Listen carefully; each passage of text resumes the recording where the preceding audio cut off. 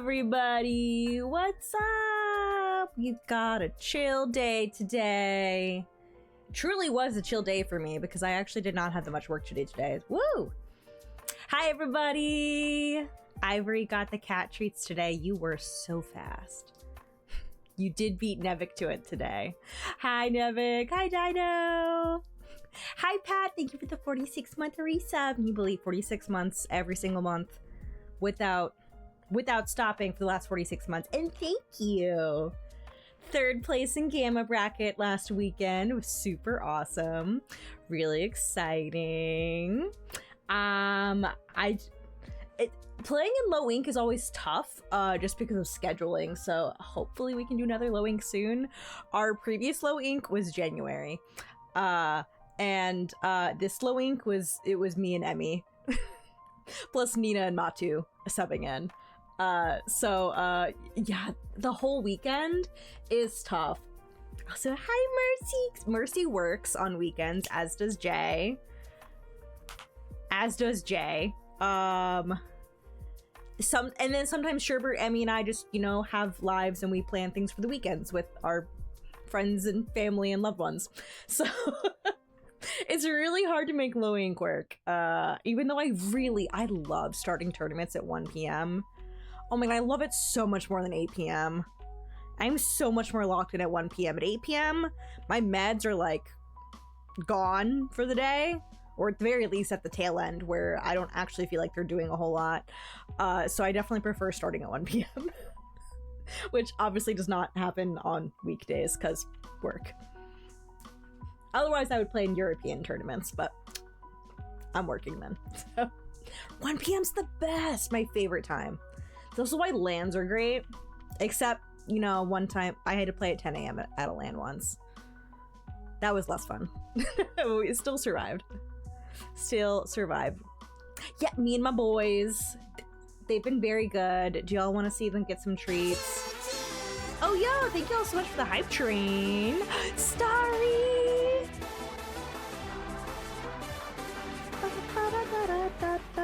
Starry-Eye Nights guys just subscribed for 38 months. I'm so tired, I'm so tired, I'm so tired, I'm so tired, I'm so flippin' tired. :3. I love the :3 at the end. Never forget that Jovial does have a :3 as a tattoo. Right on his arm. Straight just a :3. Thank you for the 38-month resub, Starry. Are you done with your exams or are they still going?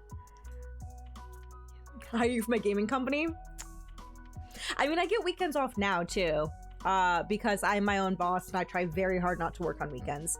Very occasionally I will do a little bit of work on a weekend, but I definitely try to do no work on weekends if possible. But man, tell my in-laws to stop enjoying my company and to stop inviting me over to things. They apparently came over last night when we were practicing.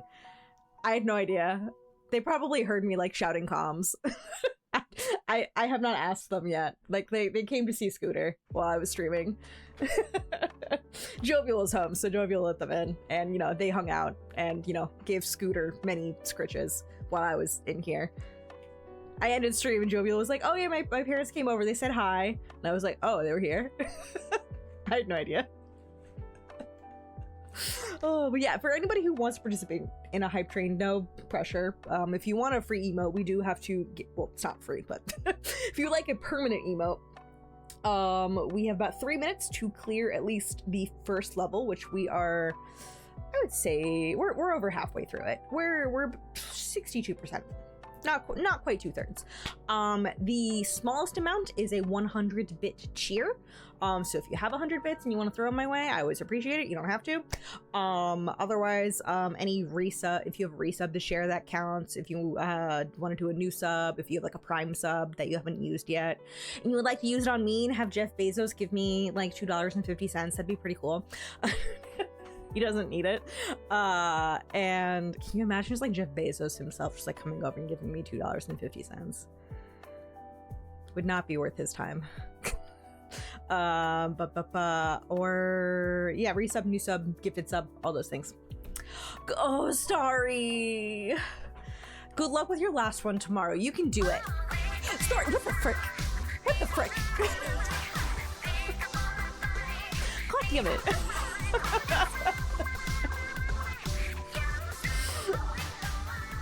For a scooter! I'm gonna get him right now, because I don't think he's behind me. Guys gifted 5 subscriptions to the community.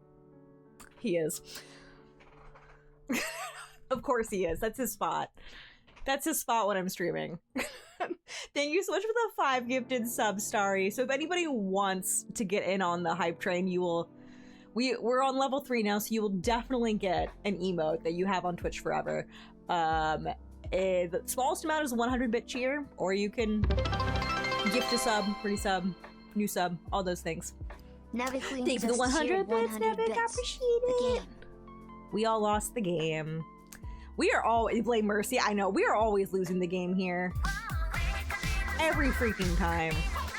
Mercy! Thank you for gifting the sub to Inky, paying your gifted sub forward. Yes, Starry's gifted subs went to High Lord Nox, Hazel, Sylvie, Glumberon, Mercy, and gifted 1 I always forget if that's Yang Chris or Young. Oh, maybe it's Ying Chris. Maybe both the X's are I's. I think it's Ying Chris. I think so. Yeah! Oh, Inky! Yo, now you got a 2-month badge. You look so cute next to your Twitch heart. Adorable. I am broke due to land savings and commissioning artists. I feel you. I am broke thanks to this guy. A friend of mine is trying to get a bunch of cosplayer friends in on a photo shoot location in New Jersey that looks really cool. And it's $150. You get there's gonna be several photographers taking photos there, one of them being one of my friends, and I was like, I kind of wanna, but also $150, and a lot of my costumes don't fit me anymore because I'm not the same size I was when I had those costumes originally. So I don't know if any of them still fit me that would be appropriate for the venue, so they would look nice with the background. So I have a lot of reasons to not go. I have to find if I have a compelling enough reason to go to spend the $150. But oh, it's a cool location. It looks really cool. I'm just like, ugh. But still so cool. I need to lose weight as well. I've I don't fit into many of my costumes that I had prior to the pandemic. Hasn't Fields of Mystery had its second major content update? I believe so, yes. I want to say the last one. Yeah, that was the second major content update, and it was really cute. He's cute. He's always winking now! But yes, I freaking love Fields of Mystery, and y'all should play it. We're gonna be playing Wanderstop today, which is another cozy game. Very different style. But I think it's gonna be cute. Scooter, do you want a treat?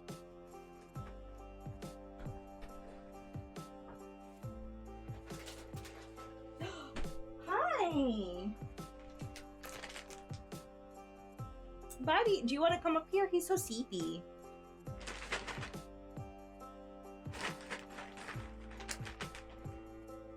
The donut cone. Oh, it's so cute. The vet said I have to keep the plastic cone on him for now. Because it has to be stiff enough that he can't get at his eye. Hi, you're ready. I think somebody needs a boost. I think he's still a little wary about jumping on the chair. Hi!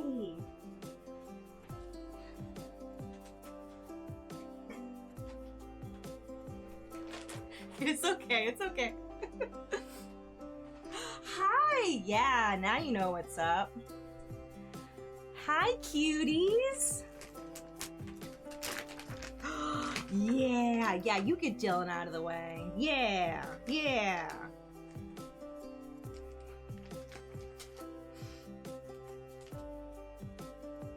You know what? No, you're gonna bite my hand off.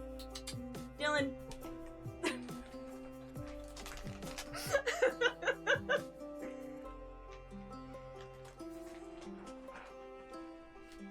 Oh, I dropped one.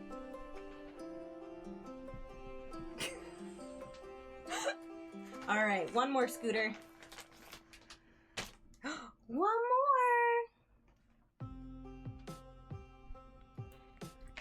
Oh. Did you get it? It fell on his cone.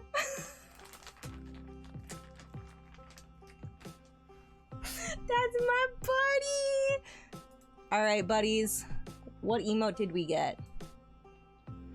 Oh, that's so freaking cute! Hi, look at this winker. Hi! Is that yummy? Can you say hi to chat? You wanna look at the camera?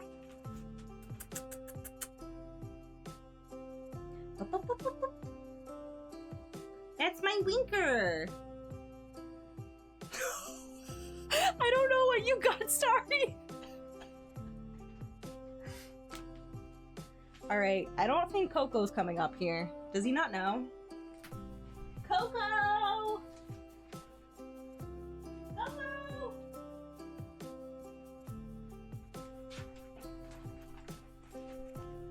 Alright, Coco's not coming, but shh.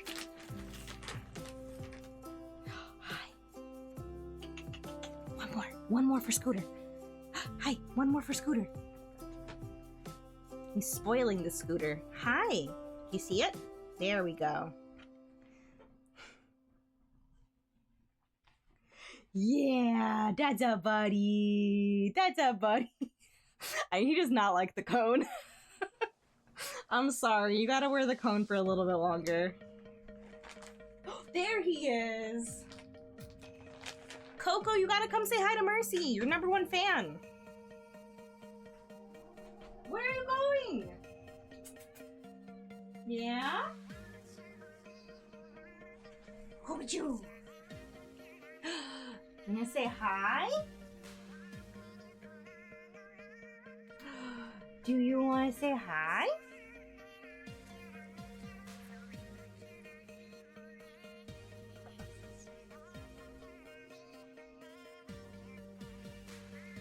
I love him. He is so eepy. Hi, Sam. Look, it's your #1 fan. It's your #1 fan in chat. Oh, you are sleepy. Wow. Were you taking a nap downstairs? You want to say hi to everybody?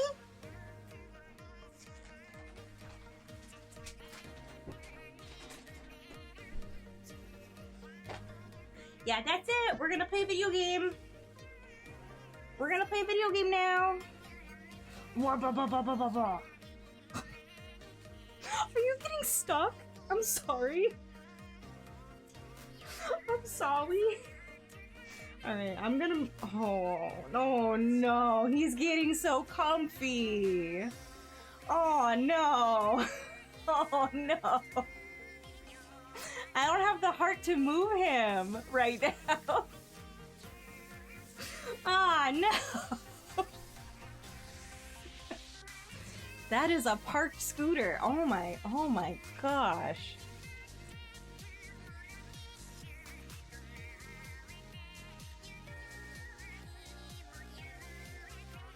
You look so happy.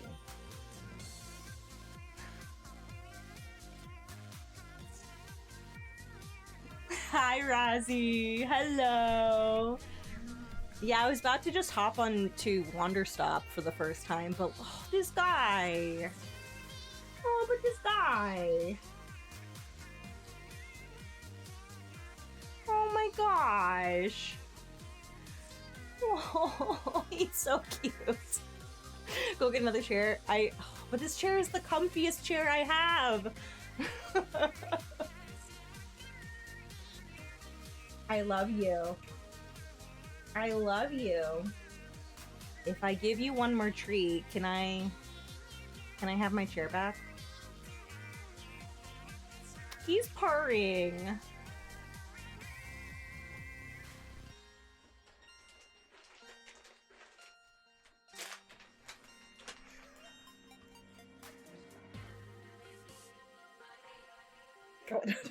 Wait. Your cone's in the way. Alright, can we say that's a trade? I get my chair back now? Yeah, I love you. You should go take a nap on the bed. Yeah. Alright, say bye! Say bye, Scooter! He's a big guy. Hey, bye, Scooter. You're so good.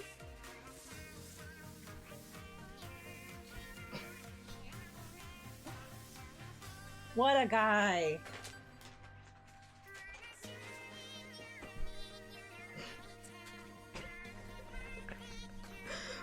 Last night he tried jumping up on the chair. After I ended stream, he came up here and jumped and accidentally hooked his cone right on the corner of the armrest. And then he fell, and I felt really bad for him. He's just a poor little guy. Hi, Kevin! Is it really? Is it really National Streaming Day? Okay, bye, Scooter. I think he's just hanging out behind us now. I think he's just gonna hang out while we play video games, I guess. Oh, yeah. Dylan has been in a cone before. Coco's never worn a cone for as long as we've had Coco. He probably had one when he got fixed, but that would have been shortly before we adopted him. Scooter truly is #1 ally to bisexuals. Just look at how graceful he looks. That's what an ally looks like. Pink and blue and purple and graceful. He's actually the least graceful animal in this household right now with that cone. Anyway, hi everybody! Yes, if you weren't here yesterday, Scooter's doing really, really well. It has now officially been 1 week since his surgery. It was 1 week ago today. He, got his eye removed. He is permanently winking. He's a pirate. He will indeed, as you said, sail the 7 seas. Sorry, I want to dress him up as a pirate for Halloween. Yes, oh my goodness. You're gonna nail exam number 10. Last one. Light at the end of the tunnel. You got this. Sleep well. Thank you for the 5 gifted subs. More money to buy more treats for Scooter, because oh my gosh, I'm burning through treats so fast because I keep giving him so many. He would find the One Piece. He would. Right, gotta. Bye-bye, eye. Bye-bye, eyeball. Yeah, so it's been 1 week. He goes back in for a checkup 1 week from today. I might have him wear the cone for the next week just because he is kind of a clumsy guy. And every time I leave it off of him for a little bit, he starts going at the stitches. I think because he wants to clean there, but I'm like, buddy, it's still healing. It's healing. You can't be rubbing at that too hard yet. And that he does not understand. So I think I have to at least leave the cone on for a few more days. I might see if I can clean up his eye. I might see if I can clean up his eye a little bit, and then see how it looks then. And I don't know if I clean it up a little bit, maybe he'll stop trying. He probably will. He's a cat. They like to clean. So maybe in a couple days. I do have a cute sort of like ice cream cone, sorta. It's made of a soft foam, and has a cute little, looks like, I think it's an ice cream cone. And then it's got like the chocolate and the sprinkles on the outer part of the cone. So I might slip that onto him. He's used it before, and I showed it to the vet, and they initially said that I couldn't use that for him because they really needed it to be completely solid, that it couldn't bend. But maybe in a couple days. The incision site has been healing really well. It used to be really red, and now that's gone, so I think he's healing pretty well. So maybe in a couple days I can switch him out of the hard plastic into at least the soft foam. That must be more comfortable. And cuter. Yeah, they're adorable. I brought it to my vet to ask them if I could use it, and they were like, that is so cute! No, you can't use it. But it is adorable. I was like, aw, okay. Yeah, I don't know why he likes to sit in front of the lights. He's just like, ooh, how nice. What if I just like hung out here? I guess they lit off a little bit of warmth, and he likes that. Yeah, they lit off a little bit of warmth. It's also why he likes to sit on top of our soundbar downstairs and turn off the sound of the TV somewhat consistently when we're watching anime or playing video games on the TV. He likes to turn off the sound. He's my freak. He's really he's our freak. Also why he likes to sit on top of my computer. I think he's a heat-seeking missile. That's my guy. All right. Let's get into Wanderstop, which I've never played before, so we'll see if I have to turn down any settings or whatnot. I have everything just at the defaults that it said would be fine for my computers. Sometimes that's not entirely correct for when I'm also streaming, so we'll see if anything ever gets wonky. Please do not feel afraid to be like, Rose, help! It sounds or looks wonky for us, and I'll be like, oh, okay, and then I'll turn stuff down. But don't worry, you will not be offending me if you say something.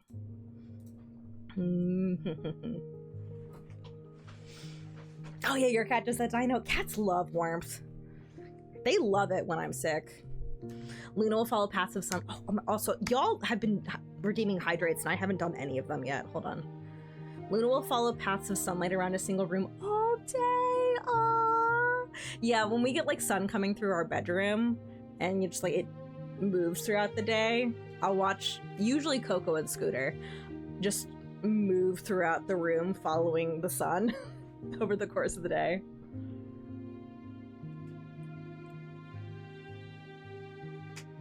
Oh yeah, Coco too. Coco! Oh my gosh, she gets so warm. Though actually I think less warmth comes through our windows now because we switched, we got, you know, windows replaced last year and they have a UV coating on them, so they actually I think let in a little bit less heat, which is good for the summer. All right, so Wanderstop. I have not watched pretty much anything about it. I've seen one trailer. I know Pat has played it and really enjoyed it. It came out recently, maybe a month ago or so, month and a half. I forget the exact date, but it's recently out on Steam. I know that it is a tea shop management game, that it has a narrative, that it's pretty cozy feeling, and that it's gonna get into some topics about burnout. So I figure we might be talking a bit about burnout today because oh boy have I experienced burnout. I'm actually doing pretty good right now, but oh boy have I experienced burnout in my professional life, personal life, hobby life. Yes, go give your Dylan cuddles. I'll give my cat Dylan cuddles later. Yes, I hope Dylan feels better. Depression is a monster that does not go away easily. But thank you for stopping in, Starry. Good luck to Dylan, and also good luck to you. We'll see you later. Yes, it's very good. Also, I got a new... I see. Sam did the Star Stamp redemption. I do have a new Star Stamp pen now. So, like...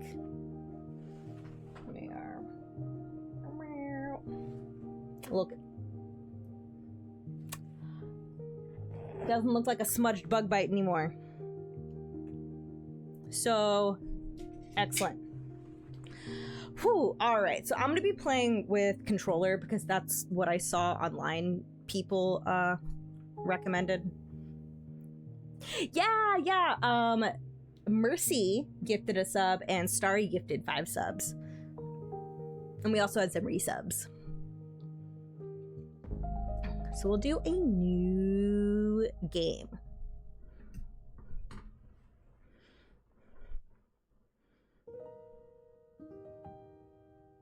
My name is Alta, and I am a fighter.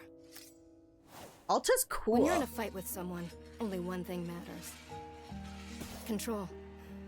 Are you in Comfy? control? Okay, cool. Or not? Because if you're not, here's what happens. You get hit. Hard. You feel scared. you submit. No worries, Saribot took care of it. But if you do the work, if you put in the hours, if you give yourself no excuses, then you take back control. Oh, honey. Oh. That feeling right there. Oh, honey. The moment when you realize that your pain does not have to be an impediment. Oh, honey, no. But it can be what drives you. That's the reason why I became a fighter. It's why I pushed myself harder than anybody I have ever known. I bet you just know how to take a break. My life depended on it. I did the time. I put in the work. And so, to this day, I have not lost a fight in 3.5 years. Oh, Alta. Undefeated for that long. God, it took everything. But I earned it. I only lose your steak This breaks. is what I devoted my entire life to. No, I've become much more like the tortoise than the hare as I've gotten older. It. I can...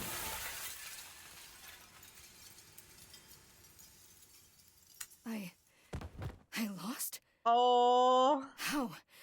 No. I mean, maybe because you didn't take a break. No, I must have gotten sloppy, complacent. I Oh. must have slacked on my training. I'm so stupid. But I can use this failure to push myself even harder. Train myself back up better than I'm only ever. cringing because I see myself. Right. Maybe the loss was actually a lesson I needed. I see myself Once from I've my made 20s. it back to the top, I'll never allow. Again. I'm a failure. I'm weak. I'm a failure. Again. I'm a failure. A failure. I don't deserve it. This goes hard. I don't want to be this person. No. Snap out of it, Alta. Do not go to that place again. Aww. Take responsibility. This can be fixed. Only one person in the world is good enough to train me back up. Master Winters. Ooh, Master Winters is cool looking. She was an unrivaled fighter in her time. A god. I thought you might like She'll that know game. what to do. You haven't even touched a button yet. I know, I already like it. Deep within a forest, at the edge of the world. Oh, I'll find her no Dino, matter same. what it takes. I'll do whatever she demands of me. And when I leave this place, it will be on nobody's terms, but mine. So we're gonna learn how to stop. Okay, Alta. Okay, you're intense.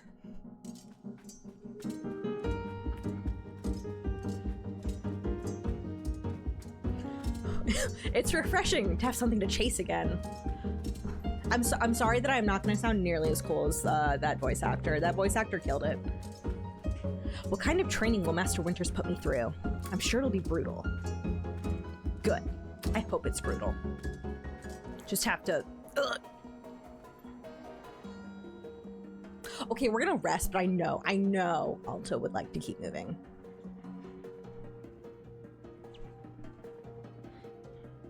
I'll just rest for a moment.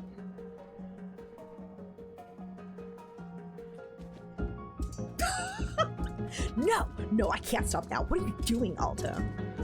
See, this is why you lost those fights. You keep hesitating.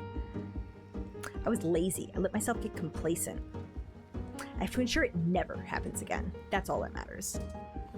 I have to... Wait, what's going on? Why does my sword suddenly feel so heavy? What happened? Gah, I can't carry it. Stop this, Alta. Pick your sword up. Pick it up. What are you doing? You're tired. You're tired. And not even just physically. You're tired. You're tired. No.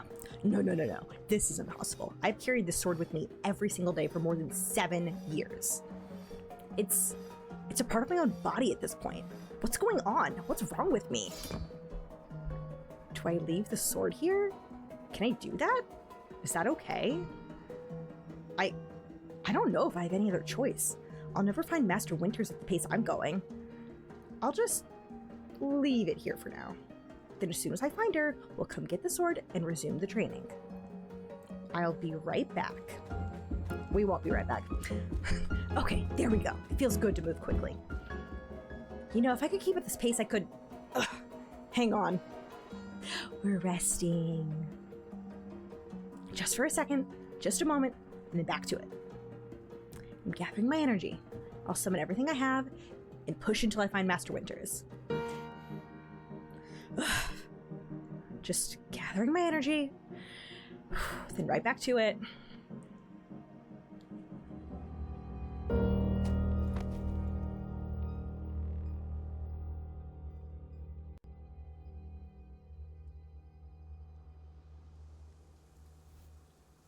Ooh. Yep, game over. Oh, friend. That is a friend. A very good morning, miss. Good to see you are awake. I have to go.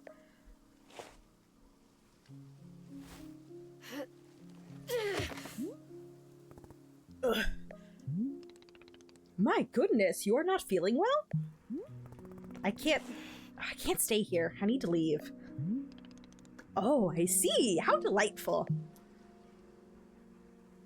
That looks delightful. Say, Boro would very much like a cup of tea. Which is to say, this one's name is Boro. A pleasure to be making your acquaintance. And are you having a name as well? You just say no. Wait, if you say no, does Boro think your name is no? It is no matter. All are welcome here, even those devoid of identity. In fact, let me welcome you to Wanderstop. Wanderstop is the name of my tea shop, you see, right there in front of us. As long as I am making tea, would Miss Unknowable like some tea as well? No. An acceptable answer. Tea only for Boro, then. I love Boro. I would already die for Boro. Wait. Did you carry me here from the forest? Indeed. Seems I am still having the upper body strength of my youth. Boro was once fastidious about developing his triceps, if you can imagine. Yeah, I can imagine. Look at Boro. My sword. We have to go back and get my sword. Oh, not to worry. Boro already retrieved the sword. It was lying not far from where I found you. We did not get far. I am holding no Boro for 5 minutes. I would kill everyone in this room and then myself if anything happened to him.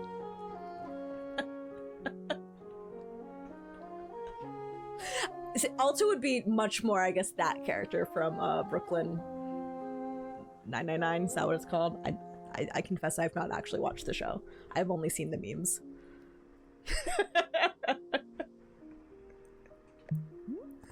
So you could pick the sword up? Did it feel really heavy? Oh no, Alta, you did not want to ask that question because you did not want the answer. No, I don't believe so. Just the normal sword weight. Is the sword supposed to be heavy? I can lift the sword. I can lift the sword. No, I will be honest. It was heavy just before I passed out. How interesting. No, it was simply the weight a sword should be. You can close my door, by the way. Welcome home. Scooter just is still in here. Hi. He's a good guy. Good job. Would you say, Jovial, that when you're very, very tired, resting is better than pushing yourself to the point of collapse? Is this like a what character am I quiz? No, this is a you. Do you? When I'm tired? Yes. How tired and what do I stand to gain? like I don't know, it depends. All you people always answer it depends whenever I ask a question. It's already true. Okay, well, Alta in this game is like, never rest, never stop. There's some appeal to that. And then Alta passed out in a forest. That's not how I live my life. That's not how you live your life. No, not passing out in forests when you should be resting. Scooter, do you want to go with Jovial? Do you want to go with Jovial? Is this like warm for him? Yeah, it's a little warm. Not really. It's only a little. Bird. I don't think it's warming him in any noticeable.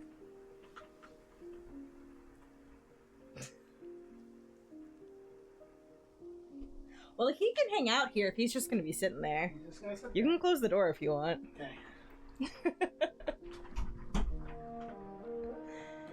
Also, Google Maps sent me the wrong direction twice. I'm sorry that Google when I does thought not this is understand where we the live. place. Oh, oops, wrong button. It's true. There are worse places to pass out.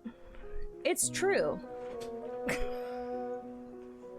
There we go. There we go. Yeah, previously I sent us to the Switch, which is, you know, not in use. Not in use. May I be asking what brought you here to this forest? You just keep saying no. I'm looking for someone. I see. For fun? Master Winters is a legendary warrior. She lives somewhere out here. I need her to train me. So, for fun. Wonderful. Now then, it is time for the tea Boro promised to himself. Very exciting. Something has occurred to me. You said you are not wanting to drink tea. But perhaps you'd wish to help me make tea. The making of tea, it is good for the soul and body. Perhaps help you recover. We are not even allowed to roleplay. I was like, yes, I would love to make tea. I'm a fighter, not a tea maker. Ha! Only fighting for Miss Unknowable. She does not sleep, breathe, or eat. Only fight. Yeah, basically. Well, I suggest that you at least do the breathing. Very important stuff. And although making tea is perhaps not as vital as breathing, I think you'd enjoy it. Think of yourself. You have collapsed from your journeys and are badly in need of rest. You could run back into the woods. Yes, it's true. Or you can briefly relax here while keeping your hands occupied. What is there to lose by spending just a few easy minutes making tea? And then, of course, straight back to your exciting journeys in the forest. Nothing but a momentary diversion. What do you say? I'm already like getting goosebumps. I'm just like, oh god, oh god. The analogies, the analogies. So I had a really, really bad case of burnout after a place that I used to work completely sucked all of my energy. Like, definitely put me in one of like the lowest places I've ever been mentally and emotionally. I won't go into the details because they're not pleasant conversation for like how bad things were. This was before I started streaming. Also before we moved. And it took me a long time to actually move on from that burnout. Like, to actually fully, like, be past that. What was... My therapist considered it at least somewhat trauma. Considered at least, like, mild trauma that I came away with from that job. That took me a long time to work through. 'Cause I was so burned out. Like, oh my gosh, worked to the bone, like... I got paid overtime, which was good, but it was not worth like the wreck that it put me in. Or I was just like, I didn't want to play games after work because I would get home super late and be exhausted. I didn't want to read. I didn't want to do anything. Like, all I wanted to do was go home and put on something to completely like zone out to, and then go to sleep. And then I would have a hard time sleeping because I'd be like having anxiety nightmares about work. And then it was just, you know, that day after day, day after day, day after day, until I eventually quit because I straight up could not take it anymore. And even then, like, after I quit, and I gave myself a couple weeks to just, like, not do anything because I really needed that. And then, even then, I still had, like, burnout that I was working through. That I was masking. I was still masking it at that point. I was still like, all right, okay, I did rest. I rested for 2 weeks. Now back we go. And yeah, when it's that bad, it turns out that just a little bit of rest does not help you. And that is why a ton of paid time off is really important. And also companies that understand what work-life balance is and don't make you work like 9 to 9 p.m. is terrible. So from burnout really easily, worried I'll burn out from hobbies like with quitting knitting. Oh, I just started getting into crochet. Just very often gets in the way of me enjoying things. Sucks that games are the only things you still enjoy, even if getting slowly burned out from them. I feel that too with hobbies, yeah. And I feel like that's also I don't know if you have ADHD, Emery, but I will get that with ADHD sometimes. Like certain things I have not burned out on so quickly. Splatoon being one of them. And I've also gotten a lot better from competitive Splatoon, like having a sense of when I actually need a break and to go not quite as hard for a little bit so I can actually like rest and recover. If I'm like something's affecting my mental and I'm just like, okay, I'm burning out. I gotta take a break before I completely burn out. But yeah, I felt that with like, I burned out on cosplay because I went so hard for so many years. I just completely burned out. And now I cosplay only rarely. Oh, but yes, resting is good. And not just a like go super hard and then rest super hard and then go super hard and then rest super hard, because that's the cycle that I often find myself in. And then you can't actually rest very well because then you just feel guilty about resting.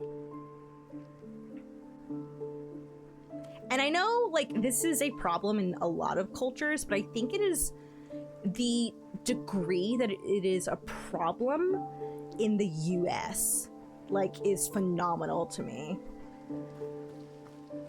And I think that's because we have this really awful like old culture. I mean, it's not that old compared to the rest of the world, but you know, a couple centuries of Protestant work ethic being highly valued in the US. And we glorify overworking. We also glorify stuff like, oh, this person, you know, their health insurance doesn't cover XYZ and they, you know, worked themselves to the bone and now it's covered. Oh, they're so amazing. And it's just like, no, this is actually sad. Oh, hi. See, we're already getting into resting. We're doing cuddles. Cuddles. Part of us is worried about time, sort of the commitments, especially with living with parents. Oh, definitely. These are cute little guys. Such cute little guys. I just want to look around a little bit before we go into the tea shop.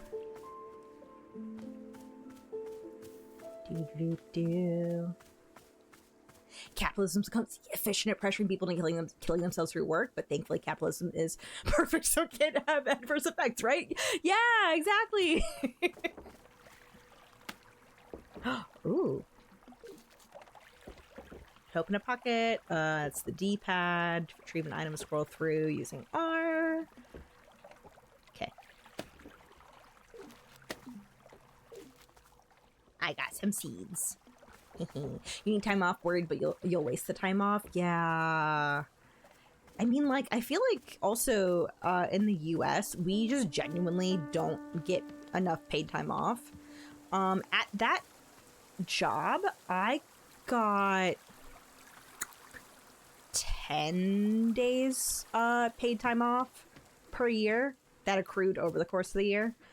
And even then it was really hard for me to use my days off on any like real vacation. My boss really preferred if we only ever took off like a day here, a day there, instead of like actually going on vacations. And of course I had to get my boss's permission for any time off, and it was very difficult to get her permission. And, oh, there's the sword. And she would also put off deciding whether or not to approve something for months. I would have to like keep hounding her, and then she'd just be like, ask me again in a month, and I'd be like, oh my god. Yeah, I would get 10 days off. And like I was working myself to the bone, and like they were always acting like everything I did was of the like utmost importance, that like there was no way for me to take off. But then I was also like, okay, but then why am I being paid $35,000 a year if I'm that important? I was like, I can guarantee my bosses were like at least making 6 figures. Like they were probably with bonuses, especially with bonuses, definitely making over 100K. And I was like, I'm making 35. What do you mean? What do you mean I can't take more than 1 day off in a row? It was so bad. It was so bad. And I had to keep reminding myself, they're just books. They're just books. It's okay if things get delayed. They're just books. They keep saying we should be thankful for how modern life's shaped by capitalism, but that's another debate. If we could have this advanced healthcare and stuff we enjoy that wasn't possible in the past without capitalism. It's like, yeah, whenever people talk about, oh, I miss the good old days and stuff like that, and I'm like, I mean, there are some things that I could do without, like, a lot of the racism I could do without. But when you actually look at the history of the US, we had more. They were socialist to an extent. We had more, you know, democratic socialist programs in the early-ish to the mid 1900s, and a lot of that got really taken down by Nixon through Reagan and onward.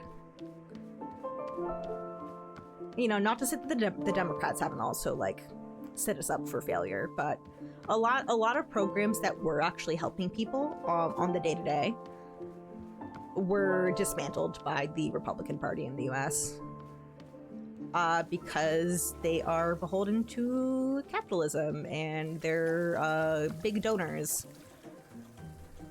Wait, can I just sit there? Yes, hell yeah. Oh, that's not me. Oh, that's, oh, I didn't do that. Oh, we just get to sit here and chill. We'll do more chilling later. This is so cute. It's your favorite sitting spot. It's such a nice view. I am actually gonna turn down the controller camera sensitivity a little bit more. Yeah, that's better. That's less jerky. All right, we'll finally get to making tea. Different political climate too. Oh my gosh, definitely. Oh my gosh, so much has changed pre and post World War II. Hope a quieter work week next week. Yes.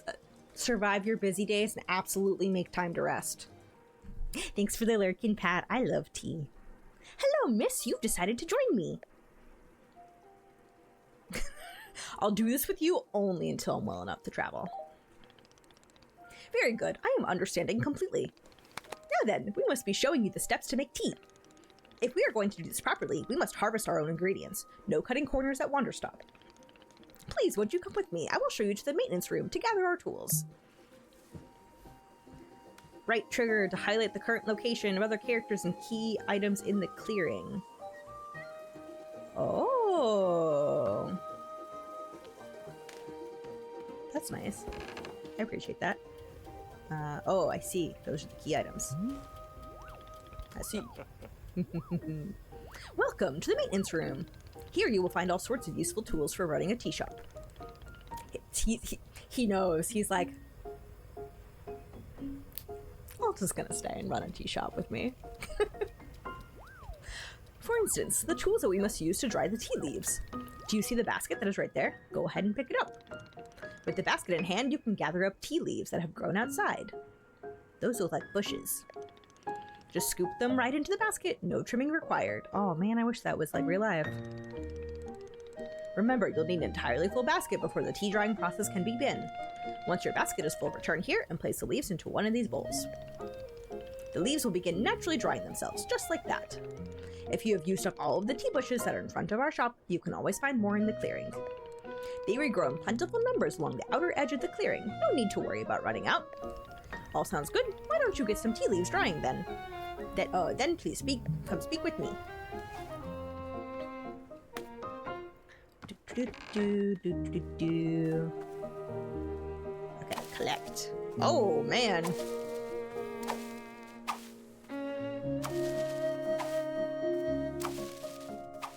Apparently that's how collecting stuff actually worked. Alright, that's full. I'm gonna put those in there. Excellent job. Please come see me to discuss next steps. You've set the leaves at the dry, and it will be several minutes before the process is complete. Once they have fully dried, they will clump together into a tea ball, easy for storage and transportation. Yes, the tea ball really is the most convenient of nature's miracles. Man, this place is magical. But miss, we can put the tea ball out of our minds for now. The next step is to do a bit of gardening. Perhaps you already saw the wall of tools behind you. Each of them can help us in some way. For right now, though, all we are needing is the watering can. It looks like a frog. Please, won't you take the watering can with you? Perhaps stash it in your pocket for easy use. Then, with your watering can stashed, come and meet me outside by the garden. Ah, that's teaching about stash. I already figured that out. Let's stash that. I'm gonna grab that and we'll stash it.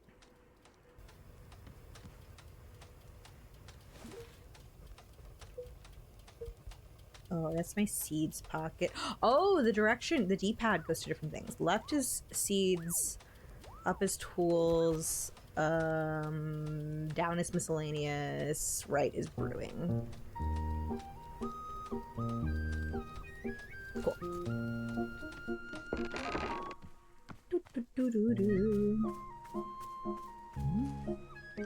Welcome to the garden. Here's where Boro likes to do the planting of plants. As you can see, we are already having a blue fern here in the garden. But miss, we can grow the simple plant into a larger one, almost like magic. Please, imagine a grid surrounding our blue fern. If you were to plant 2 additional simple plants on each side of it, forming a line, then the fern in the middle becomes a plant egg. Oh, that's also not how things work in our world, but okay. It is the miracle of life. Here, I will give you a seed for more blue ferns, so you can try it for yourself. Of course, you can be making these plants anywhere in the clearing that you'd like, not just the garden. Boro simply enjoys that feeling of making plants in the garden. So, why don't you go ahead and make a line of blue seeds and let me know when it's done. Alright, we're making a line. Plant. Oh, that is a very aggressive planting motion. Go. Oh, it's an egg. Oh, that's for drop. So the interesting thing about cozy games, and I think sometimes cozy games,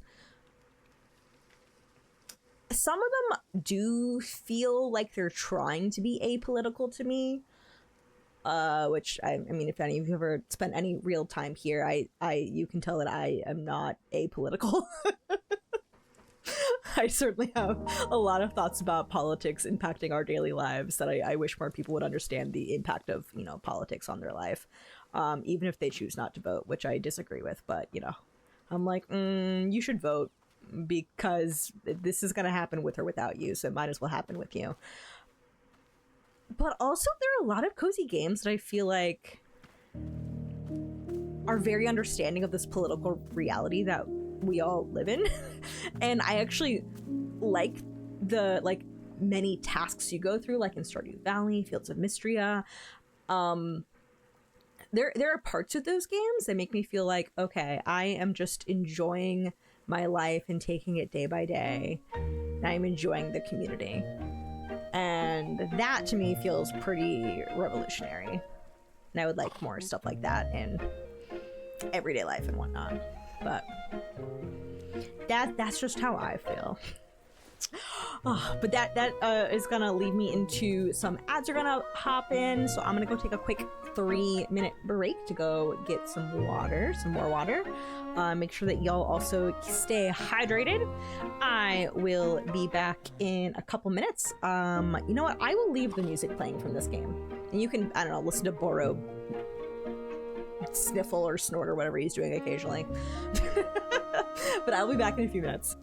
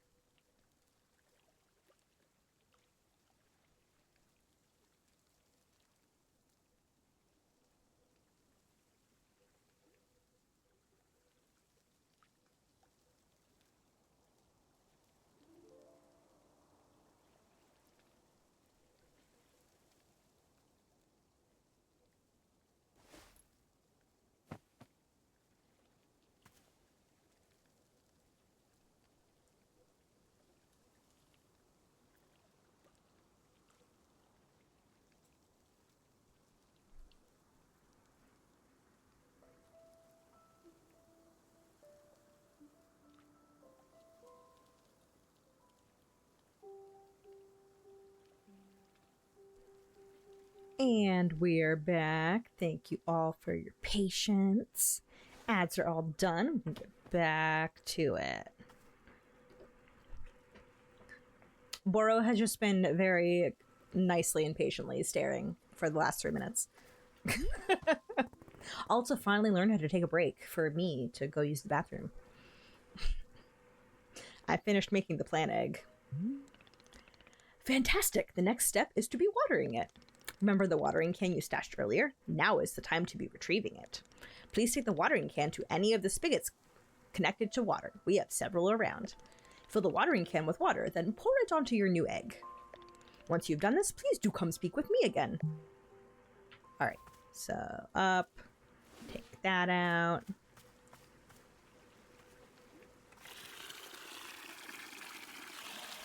Oh, there's a little thing at the bottom. Oh, okay.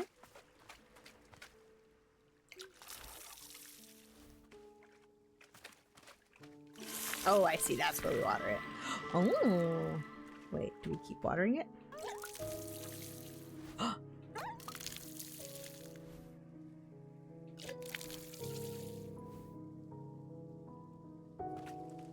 hope you can't overwater stuff, because that's my actual problem with gardening. Okay, I think that's it. Aha! You've successfully watered the plant egg. Once you water the egg, it will grow into a hybrid plant. The plant you have made is what I call a small hybrid. Try using your watering can on it again. It will grow even more seeds. Oh, well, I didn't do that. In this way, you can be using small hybrids to make as many new plants as you'd like. Once you've picked a fresh new seed from the small hybrid, please let me know. Oh, that's easy.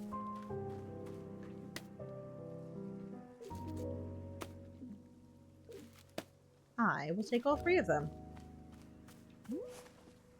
Okay, I got more seeds. Excellent. Let us move on to the next step. Oh my god, how many steps are there? Haha, do not be alarmed, miss. We are down to the last several dozen steps in the process. Are you serious? No, this was a joke. Burrow was joking. We really aren't too terribly far off. Please. Please, I would beg your patience. I know this is being a lot, but I am certain you will handle it admirably. Can you guess what we will be making after small hybrids? Guess. I have no idea. It could be literally anything. Now we'll say large hybrids. That is correct.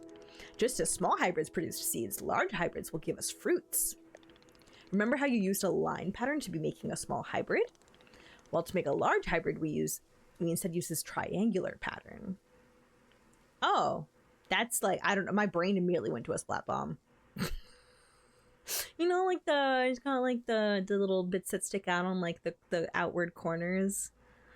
And then, you know, with the lines in the middle, looks like the shape of the actual splat bomb. This platoon pilled. You do not have to reuse any of the plants we planted to make the small hybrid. This is an entirely new shape. How does that sound? Simply use some of the blue seeds you produced to make this new triangular pattern. Once you've made the large hybrid, water it to receive fruit just like you did to get seeds. Go ahead and try it, and please tell me when you've picked a fresh fruit from the plant. Okay.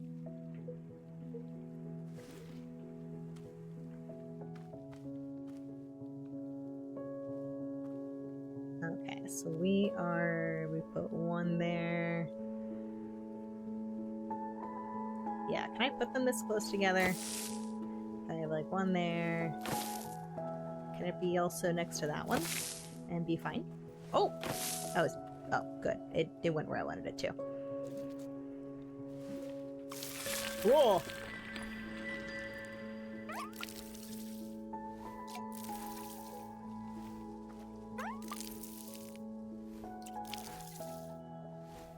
Okay, well, I've officially emptied my watering can. We got a chip. I'll refill this watering can again and see if I can get any more fruit. Also, I'm not moving the stick for the camera. It's moving on its own. I think not only do my Nintendo controllers have drift, this is an Xbox 360 controller. I think the right stick drifts ever so slightly. I will never be free.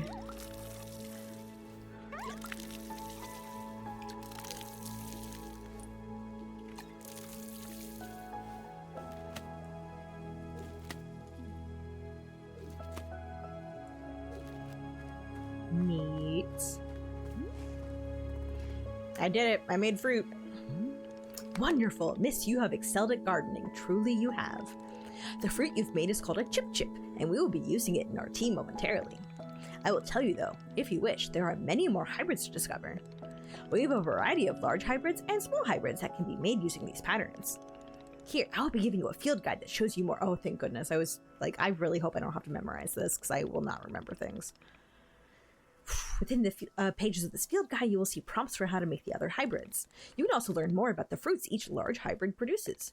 Understanding the attributes of these fruits will be quite useful when making tea. Yes, he knows. He knows we're going to be staying. Okay, that's all for gardening. Do you feel accomplished? Stare in silence. Aha! That's the sort of silent treatment that can only mean one thing. It's time to make tea. Come, let's go inside and I will explain the tea machine to you. I just enjoy so much of how he's just so chill.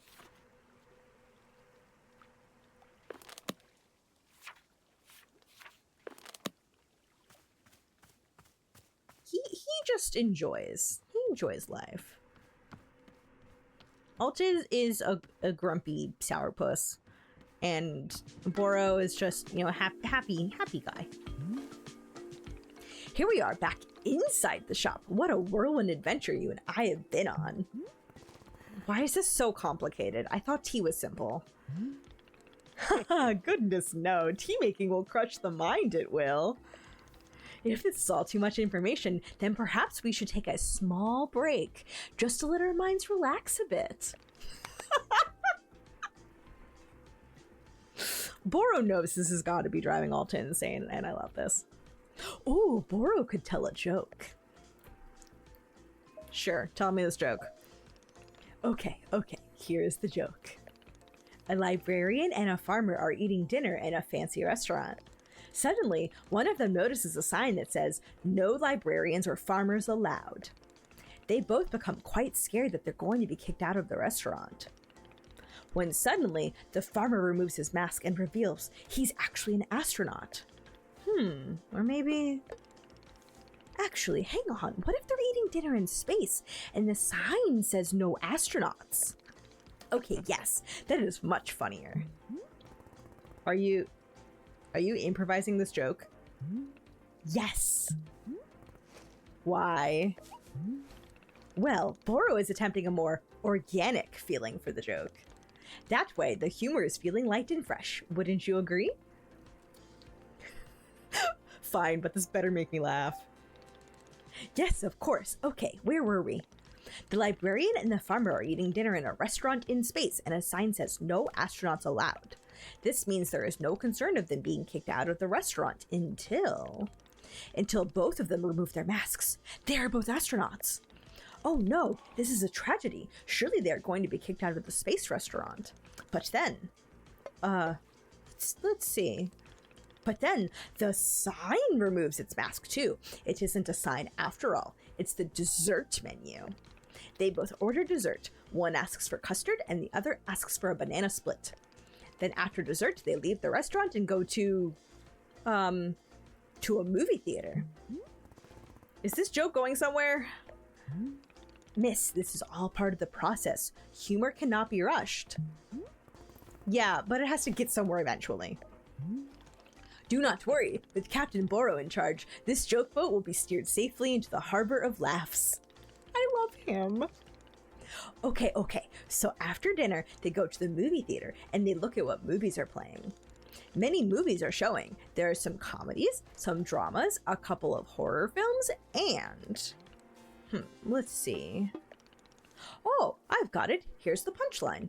So one of the astronauts says, how about this movie? It's called The Train That Ran Out of Fuel. And the other one says, no thanks. I hear it really loses steam at the end. Do you get it? The movie and the train both lose steam. Wait, what was the point of the astronauts? Why was there a whole section of the joke where they ate dinner and took off their masks? Ah, that was character building, creating context. You see, the first half of the joke helps you to care about them. You're invested in their story. No, I'm not. I don't care about the astronauts at all. Ah, I see. Well, this is all useful feedback. Boro will be refining and workshopping his material going forward. At any rate, that delightful diversion into comedy has left us both refreshed and relaxed. Shall we get back to tea making? I am quite excited because this next step is the most important of all. Behold, the tea machine. That is a serious tea machine. Yes, the tea machine is a most vital part of preparing drinks. Is it user-friendly, miss? I do not even know. But for your convenience, I will add a few new pages to your field guide. These instructions should help explain how the tea machine is to be used, I hope. Let's see. Climb the ladder until you reach the rope hanging from the ceiling. Pull the rope downward to pour a fresh batch of water. Once there's water in the orb, pump the furnace to heat the water. Keep going until the water is boiling and steam rises. Okay, we can do that. They will also explain where to be using the tea ball and the chip fruit that we made earlier. How does that sound? Would you like to try using these instructions to make tea? Can you just show me the steps? I'm not sure if I want to be constantly checking a book. That I learn by doing. I do not prefer just to read things and then do them. I'm like, no, walk me through this. Of course, I am completely understanding. I will show you the steps to use the machine, but remember that they are all written down in your field guide as well. First, climb up this ladder to the rope at the top. The ladder can conveniently be used to access all parts of the tea machine. Once you're up here, pull down on the rope to pour as much water as you'd like. Okay, go give that a shot, and I will move on to the next step when you're done. Climb the ladder. Where? Oh, there's the ladder. Okay, that's the heating implement. There.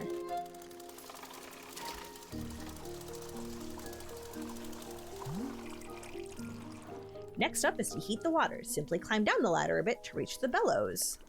Pump the bellows while keeping the heat at exactly the right temperature. So we want it to be steaming. Oh, okay, it will become boiling. Once the water is fully boiling, this step will be complete. Okay. I'm guessing it's that diagonal line area we want to be in. Oh my gosh, we have to like slap it?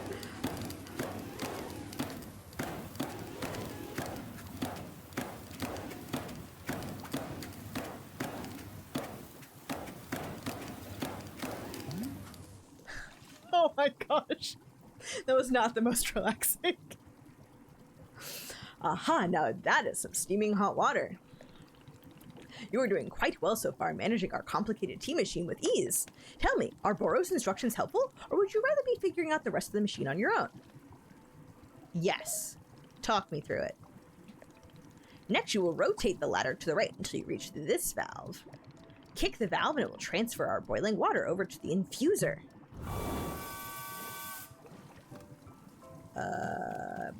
This. Kick it. And just like that, our water scurries over to the infuser. While the infuser is open, position yourself in front of it with an item in your hand. You can reach the infuser from the bridge or while still on the ladder, whichever you prefer. Then you toss any item into the infuser. Any item at all! Oh. This is, of course, where you'll be placing a tea ball and a chip into the mixture. Give it a shot. Okay. Chip. I assume it's toss. Okay. Oh, I didn't pick up the tea ball, did I?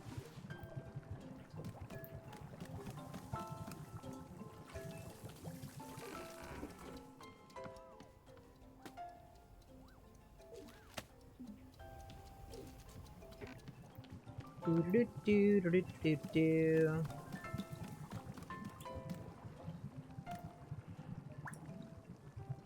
Tea ball. There we go.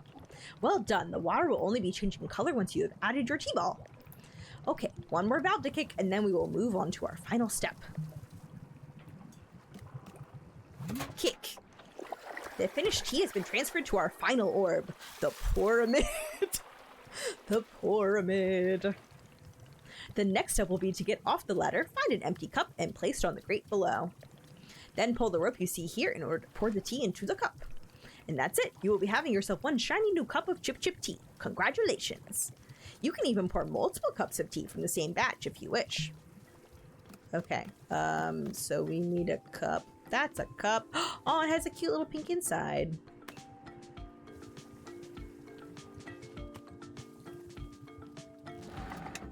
Oh, we have to hold it, do we?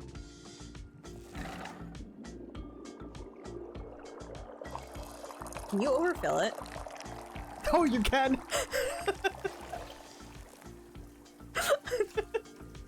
I was just curious. So I would like to take that.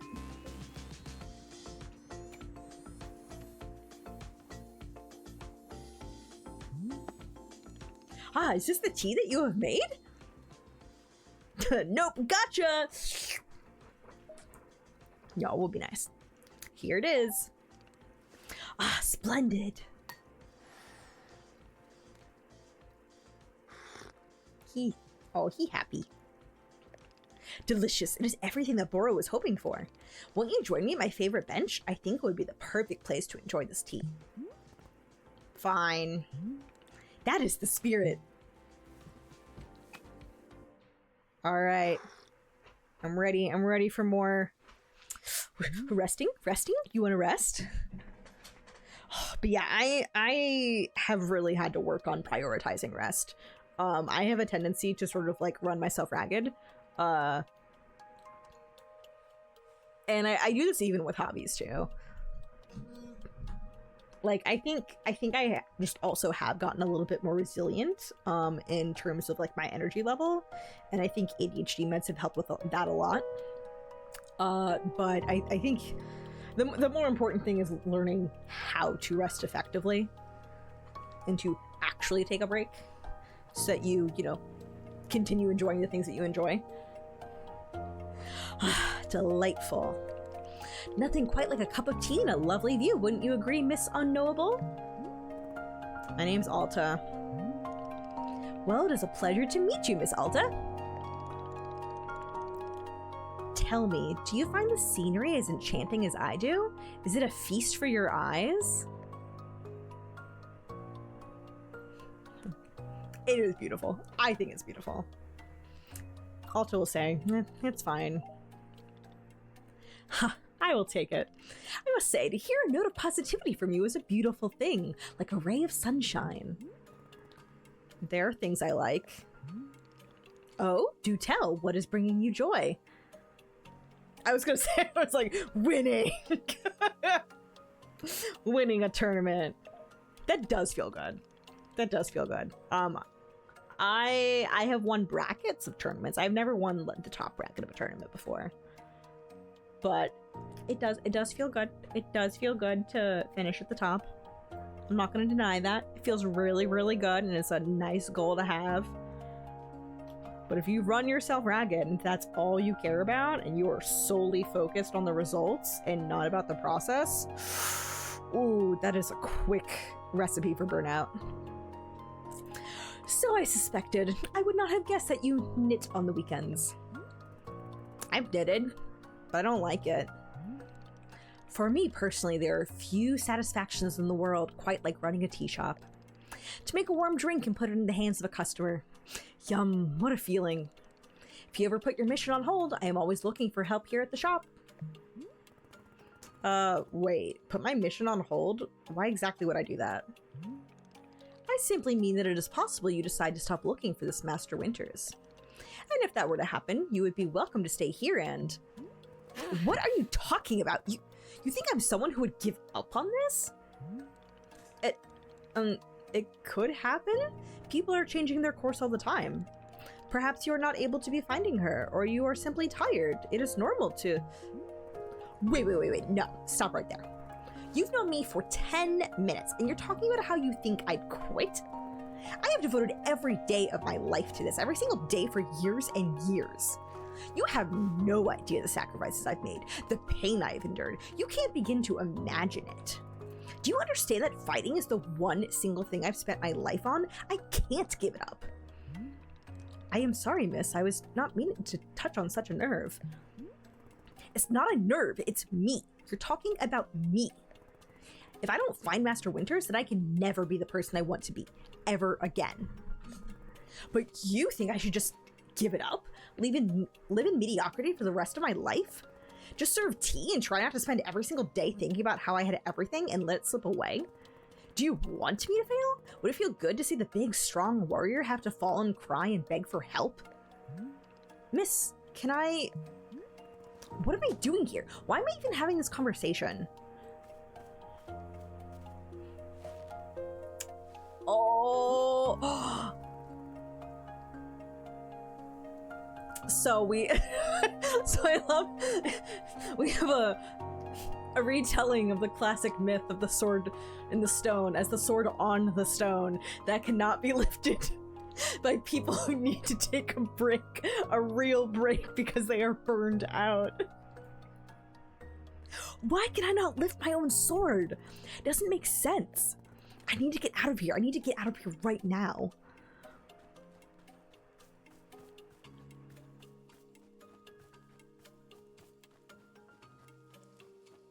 The sword being like, you are not worthy until you have rested.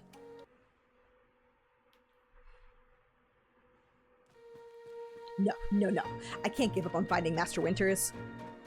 Never. Not until she trains me back into excellence. Back to being undefeated. If I have to, I'll... I can't believe how tired I've been. We are resting! Is that really okay? Can I just rest? Think, Alta. Why are you here in this forest? Because of those fights. I lost and there was no good reason. I lost! It was so stupid! I was undefeated for over 3 years. Remember how bad it felt, Alta? How you wanted to die?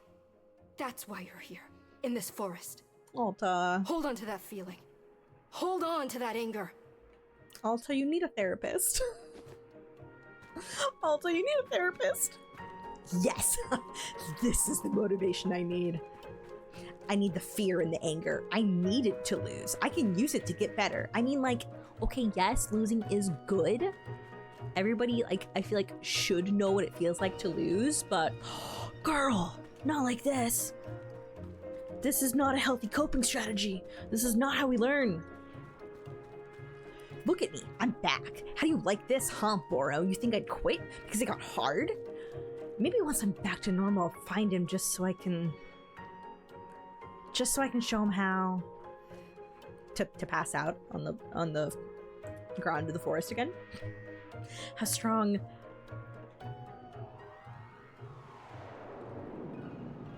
Passed out.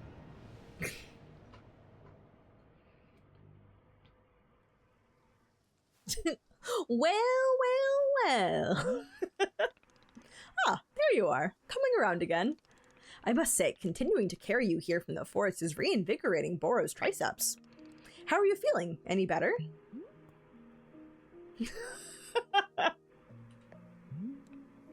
Miss? Something's wrong with me. What's going on? What's wrong with me? Miss, I am not seeing anything wrong with you.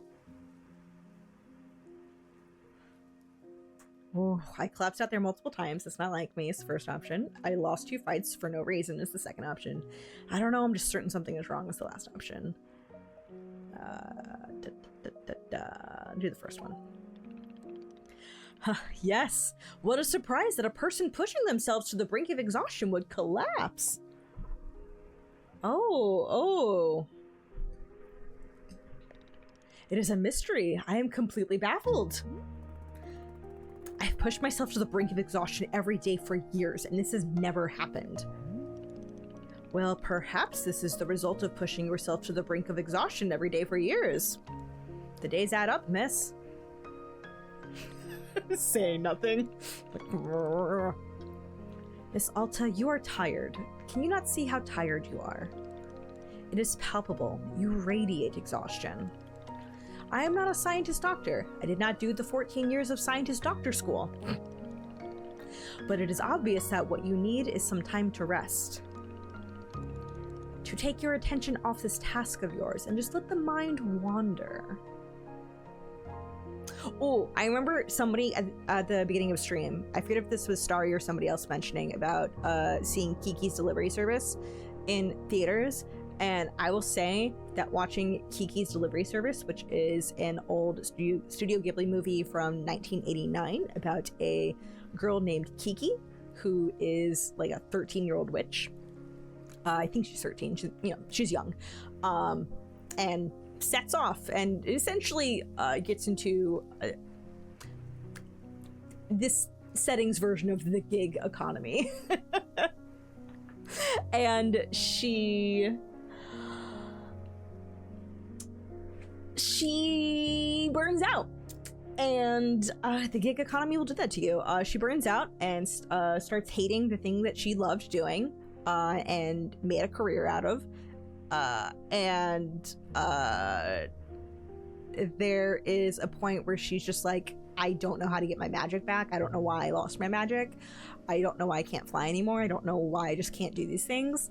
And she gets advice, just being like, you essentially this, like, you need to let your mind wander. You go for long walks. Just like sleep in, go on long walks, enjoy life, do things that are not your work. Like, don't spend all of your waking hours be focused on work and what you feel like you should do. And then you'll rediscover your love for the thing that you are now hating. It's just like, oh, hits me so hard, hits me hard in the heart as an adult, where I was just like, oh, I'm being perceived. Oh no, I'm being perceived. That sounds unproductive. Extremely. Now you are understanding. Miss Alta being so productive is causing her great harm, it would seem. But if I can find Master Winters, any pain I put myself through now will be worth it. Miss, I cannot make you stay here. You are welcome to return to the forest. You can go out there and run to your heart's content. You can collapse again and again and again if that's what you want. And then one of these times you will be collapsing for good. But here in the tea shop, you could spend some time relaxing. Will it fix you? No. But it may let you heal just a little bit. So here's what I am suggesting. Stay here and help me run the tea shop. Just for now. The work is simple here, but it's enjoyable. It's not hard. We have no goals to meet, no schedule to keep. We work on our own time. It might be a good way to take your mind off things and just relax. Then, when you feel fully at 100% strength again, away you go. Simple, restful, and no obligations. What do you say? Let me think about it. Of course, there is no pressure to come or go. You may do as you please. How about this? I will be here in the shop, tending to what is needed. If you would like to try out running the tea shop, just come speak with me. Take your time. There is no rush. I think we all need a Boro in our life. I think we all need a Wanderstop in our life. Oh my gosh, with the way things are, it feels like, oh my god, we have such a hustle culture. The grind set. The grind set will kill you. Ooh, I want to look more in the field guide. Tasks organized with love.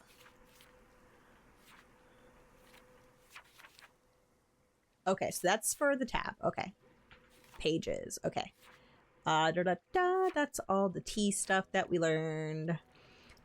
That's the... Okay, then simple plants. Oh. Yeah, that's the fern. We do have pink flower seeds for making simple flowers. Ooh. We made magtails. We can make... I guess that's all I know how to make right now. I wonder if blue Prumba takes the blue seeds with the pink seeds, and the Phrillips is the other way around, or something. I don't know. Large hybrids. That's... We made the Chip Chip plant. Puff pod fern. Huh. Tastes like the origins of the planet itself makes you nostalgic for something you never actually experienced. That is fascinating. Oh, I didn't even... Oh, the Chip Chips! A palate cleansing fruit filled with mint. Consuming it reminds you of those who have wronged you. Oh. Weeping Vreedle makes Vreedle beets. Savory, nutty, fully bodied, and can sometimes cause a burning sensation in the feet. Consuming it ages you by 1 minute. Azzy's flower produces Azzy fruit. Tastes like the day you first met your best friend. Tart, sticky, and high in caffeine. Oh, this is so freaking cute. That's so cute. I wanna try some more gardening.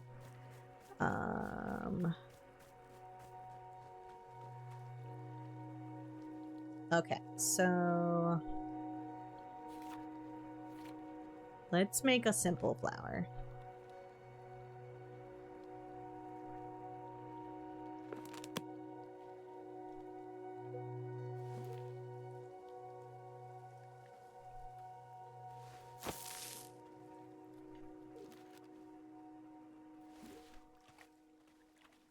They're so cute.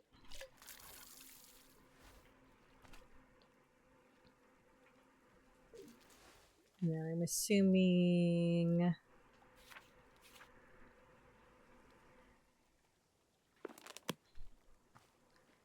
Let's do plant.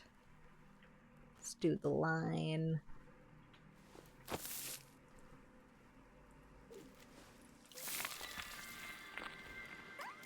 Doo-doo-doo.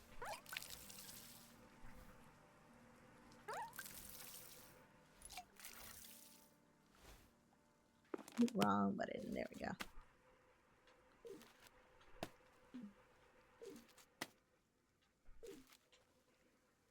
All right, so that's Sunset Trebles.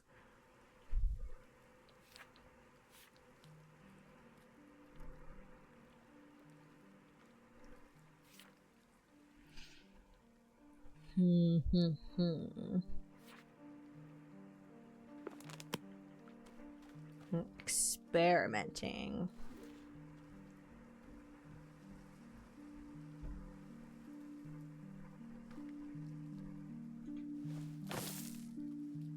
Then I want to try putting the pink seeds around.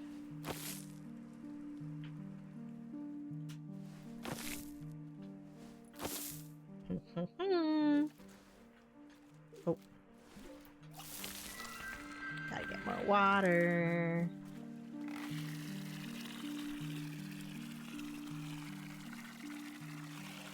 So relaxing. I don't know if anybody feels like sharing, if there are like specific things you do to just like rest, I would be very curious. I used to do meditation. I feel like I should try to get back into it. I find that I can really only do meditation that's like not like guided. A friend once gifted me like a year subscription to Headspace, which was very helpful. And it would have like these guided meditations and whatnot, and I found like just following something that I was focusing on helped a lot. But if I just let my mind wander, teehee, ADHD go brr. And it is very difficult to then stay focused.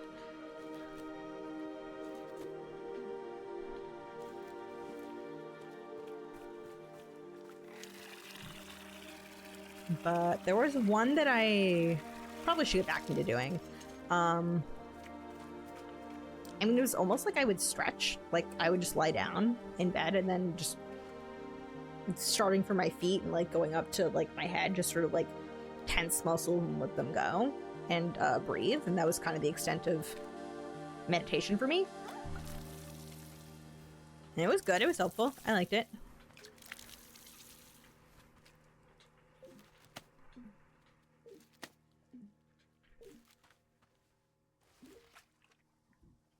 Okay, so we made puff pod fern.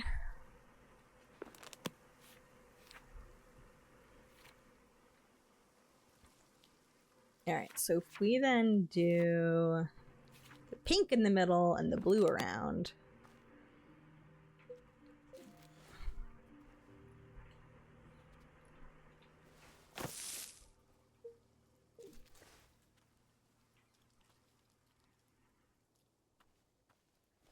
One, two, three.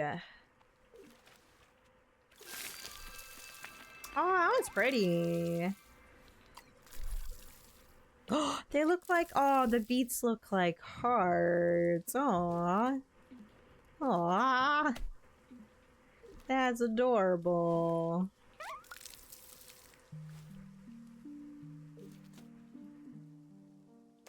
My pocket's full. Oh, I see. You can only carry so many things. Oh, I see now. I hadn't noticed. Okay, well, we'll work on that later. I guess I should make more tea. Aha, so you are feeling up for helping me run the tea shop then. Only cause my pockets are full. Briefly. Literally, as soon as I can pick up my sword again, I'm out of here. Of course, the very split second you are well enough. Besides, I owe you for carrying me out of the forest. So, if I was in your debt for that, consider the debt repaid. This sounds like a very equitable business exchange. So, what's first? What's first is that we must be better acquainting you with the shop. Please, come with me.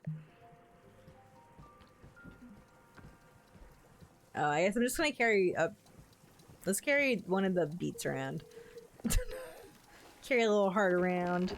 Because my pockets are full. Welcome back to the maintenance room. Miss Alta, the last time we were here, I pointed you in the direction of our watering can. But I did not tell you much about the other tools. They are also quite useful, yes. The broom is useful for sweeping up any unsightly leaf piles that gather outside. And if you find any trinkets hidden in the leaves, you are welcome to keep them. Similarly, if you notice any weeds growing outside, perhaps you'll use our clippers. Personally, Boro finds it quite relaxing to do a bit of weeding. Am I weird for thinking this? Perhaps. Oh my gosh, no, I love... Okay, my body does not enjoy how hard I go on weeding, but I find it very enjoyable to get stuff, like, to, like, pull weeds out and trim them and whatnot. This is all quite a lot of information, yes? Here, I will add some notes to your field guide. That way is conveniently written down. Yep, sweeping and weeding. Thank you for the lurks, y'all. I do see the stuff coming in through the Twitch redemptions. Thanks for chilling with us. All about the breaks and resting. No pressure to be like active in chat. I appreciate y'all just being here. This is cozy time. I hope you will be taking good care of our shop tools. Boro is quite fond of them. Also, did you see the little trains moving on the rail? This is our dishwasher. When a cup is dirty, you can be placing it here on one of the dishwashing train cars. Then the cup will be dropped over here in the maintenance room, thoroughly cleaned. Oh, that's cute. It is traditional rail, train, and waterfall dishwashing system as in olden times. Is everything making sense so far? Yes, the truth. Yes, a lie. I want to do that. Very good, I am glad to hear. While we are here in the maintenance room, let us get you some attire. If you are to run a shop, then you must look the part. How else will our customers know to come to you for tea? I want customers to feel intimidated. Oh god, people just walk up to me and ask for tea? With the right apron, they will. Here, let us see if this apron looks the part on you.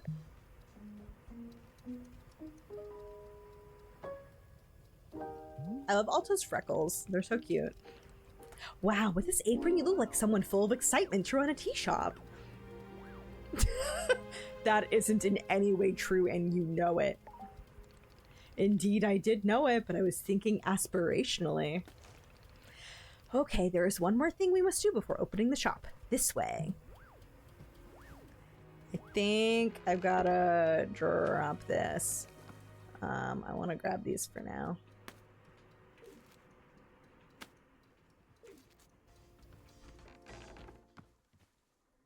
There he is.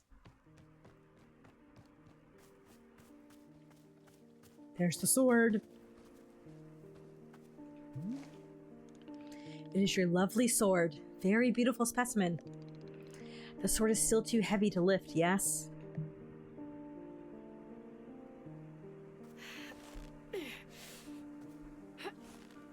Oh my god, does Alta have rose tattoos?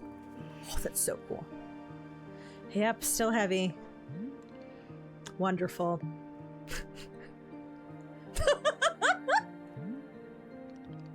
Please, come with me. He just like picks it up effortlessly. Do. That cute apron.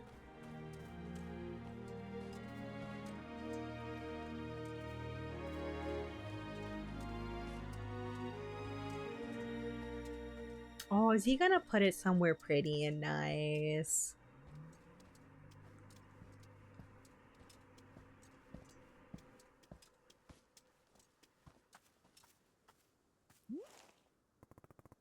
It really doesn't feel heavy to you? Not even a small amount. For now, let us leave the sword right here. The sword's eepy. It's gotta take a break too. Perfect. It is quite lovely here, don't you think? Boro, you don't know how important this sword is to me. Can I be asking where the sword came from? Tell him! Because I want to know. When I first began taking fighting seriously, I decided I would smith my own sword. It seemed like a good idea. I threw myself into it, learning everything there was to know about blacksmithing.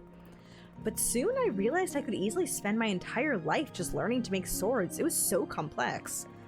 If I wanted to become great, I had to pick only one thing and commit to it and leave everything else behind. Oh, my ADHD will not let me do that. So I picked only one thing, being a fighter. After that, I commissioned a great blacksmith, someone equally devoted to their craft, to make this sword for me. She looks so angry. I was obsessive. Oh, she's one of those clients. I demanded 1,000,000 alterations. We didn't stop until the sword was perfect. A sword that would let me pursue this one focus and leave everything else behind. I'm not a blacksmith. I'm not a tea maker. I'm a fighter. That's all I intend to be. This sword is a part of me. I feel sick not being able to hold it anymore. I'm going to find a way to carry it again. I promise. Yes, I can see that you will. Boro is most confident in you.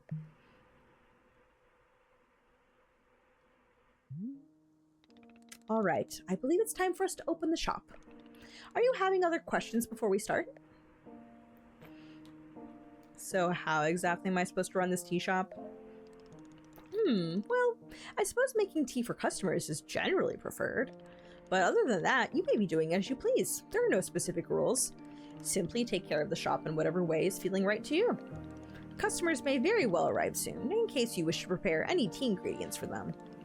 Oh, and if you are needing a refresher on how to make plants, try going to our library upstairs. Ooh, pretty. There's a book in there on gardening, written by Boro's very good friend Sylvia.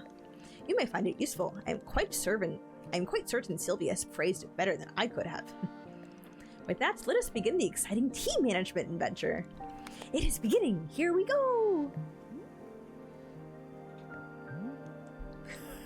Dot dot dot. Dot dot dot. Are we doing it? Yes, we are doing it right now. It is happening as we speak. Okay, great. Good for us. Good for us indeed. Hey Boro, you know how a bunch of the plants outside seem to glow? Well, I was watering a plant, then suddenly it stopped glowing. It won't produce any new fruit or seeds. Aha! Miss Alta, you've depleted the plant of its resources. How industrious of you! Oh, I'm sorry. All plants are having a finite number of items which they can produce. Yes, it's true. Once you have been watering them a certain number of times, poof! No new seeds or fruits. The glowing you mentioned is actually pollen. No more fruits, hence no more pollen. It is like retirement for plants. You can imagine them playing golf and attending bingo nights if you wish. They may not be producing resources for us, but they can still be delightful pieces of decoration. Of course, you are always welcome to be making more new plants if you are needing new resources, yes? More new plant children just slowly shuffle along the mortal thread toward plant golf. Option A, I will let the new plants live long, happy lives. Option B, I will propel them rapidly towards old age. That is good of you, miss. No need to make plant golf happen before it's absolutely necessary.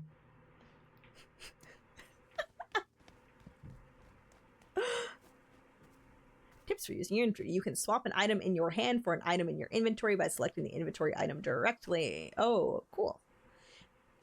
Do.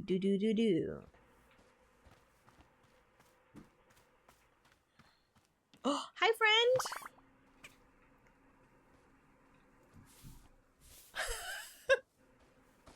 So cute. So cute. Oh, I mean, I guess you can take that. Are you a happy guy? No, you can have it. It's okay. You can have it.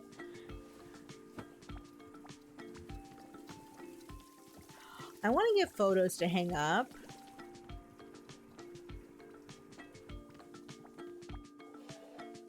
Oh.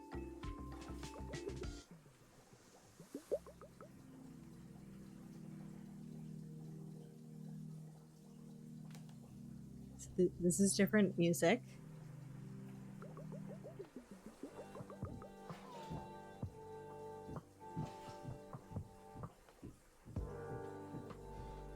Kind of like this.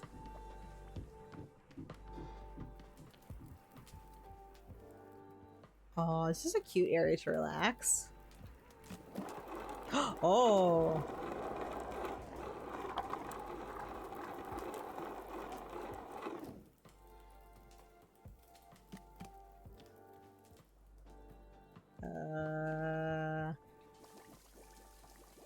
Oh, okay. Oh, I bet I can put trinkets there as I get them. Cool. Oh, there's a person down there. Sorry, I'm looking at stuff.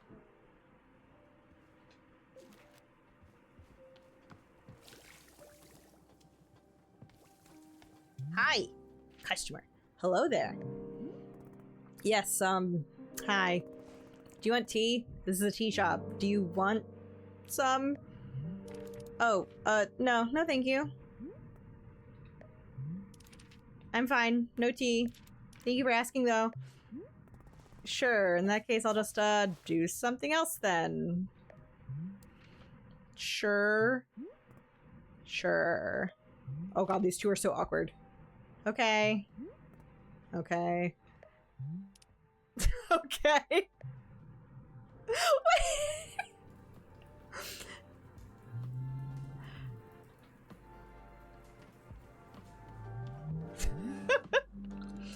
I saw you speaking with our new customer. Oh god, that was a little clear. There we go. How did it go? Terribly. I asked them if they wanted tea, right? And they just said no.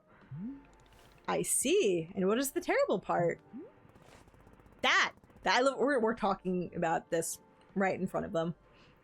That's the terrible part. This is a tea shop. People are supposed to order tea. Are they? Who made this rule that one must be ordering tea? Don't be dense. This is a tea shop. A tea shop has an intrinsic set of rules inherent to its existence. And rule number 1 is, you are here to drink tea. I don't make the rules. Miss Alta, you might wish to try a lighter touch with our customers. Some of them will ask for tea, some will not. It is being entirely their decision. We are not in control of them, no? But the rules. Has Miss Alta never broken a rule before in her life? No. This person is in our tea shop. They're going to drink tea. I'm putting my entire mission on pause to be here to make tea for people. The least they can do is respectfully take tea when I offer it. Well, it sounds like you've made up your... Who wants tea? Hey there, we just talked a second ago. Oh, right, yes. Hello. Yeah, about that. Let's not dance around it. You're drinking tea and that's final. Well, I actually... It's just that I'm not really thirsty at the moment, so, you know, no tea for me right now. Yeah, thank you. This is my hydration reminder to everybody watching. Go have some water.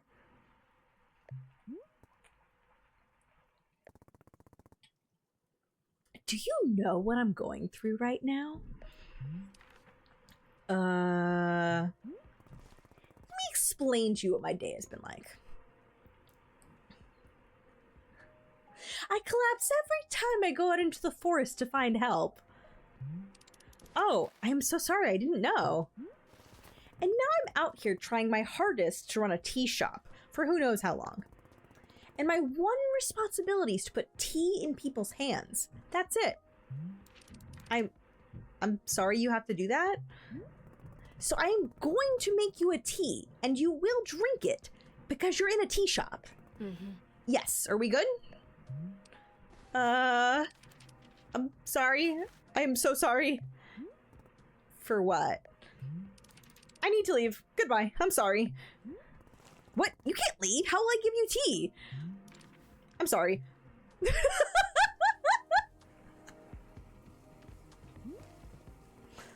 Boro, they left. The person in the cave just walked out on me for no reason. Ah, I see. Did you happen to insist that drinking tea is an absolute requirement here? I see the connection you're trying to make, and I refuse to acknowledge it. Miss Alta, Bora is very glad to see you tackling your new role so enthusiastically. But please remember that making tea is only being a part of what Wanderstop offers. Customers may simply want to rest here for a moment, yes? Just a break from travel. Or sometimes they're not even knowing what they want, and that is okay as well. Alta, okay, Alta's really funny. Alta's definitely me in my 20s. Maybe you just haven't tried hard enough to assist them. Oh, and Miss Alta's idea of assisting is to demand tea consumption at all costs. It was more of a confident assertion than a demand. And why the confident assertion? Why do you need our customers to accept tea? Because I need something to do out here or I'll go insane. Otherwise, if I'm not making progress on something, I'm going to freak out. Okay, no, I'm still like that. Okay, this part is still real. Well, how would you feel about using some downtime to maintain the shop a bit? I'm sure we will be having new customers soon. It might be good to do some preparation. For instance, if there are any new plants you wish to make, perhaps now is a good time. Or if you see any leaves gathered into piles, you can sweep them up too.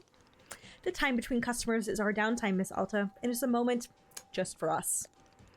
Please, I would encourage you to enjoy it if you can. Oh, and you can also do Boro's favorite pastime in the whole world, drinking tea. Would you perhaps try making a cup of tea for yourself? I think you might like it. You should be looking in your field guide to find a fruit flavor that would suit you. With your finished cup of tea, perhaps you'll find a nice spot to sit and drink it. Sitting in a lovely place with a delightful beverage, it's easy to let the mind wander, yes? We will be doing that. We will be doing that. It's a time only for you, Miss Alta. Some lovely time to do nothing at all. Yes, a wonderful sort of stuff tea is. Well then, do you feel as though you have enough to do now in our downtime? None of these sound like measurable objectives. Indeed they are not. But that is why they are good to practice. It is like anything, Miss Alta. Gets better with practice. I am very grateful for your patience and good luck with your continuing tea shop adventures. Oh my gosh. Yeah, I kind of love this. I am gonna sweep up some stuff. Yeah, okay, that is the thing about things like Stardew Valley and Fields of Mystria and a lot of those management games where I'm just like, okay, I am working, I have an objective, I have a goal, I have a thing that I am working on. I am always working on things, and yeah, that's not always good. Sometimes you do just need a break. There we go. I didn't know why that wasn't moving. Ads are gonna play here in a moment, and I am gonna go on a quick break when that happens. Let's do some quick sweeping. Oh, got a thing. Okay. I don't know how to pick stuff up without stashing. I know it said I could. Maybe I can't when I have a tool. Maybe it's only for other things.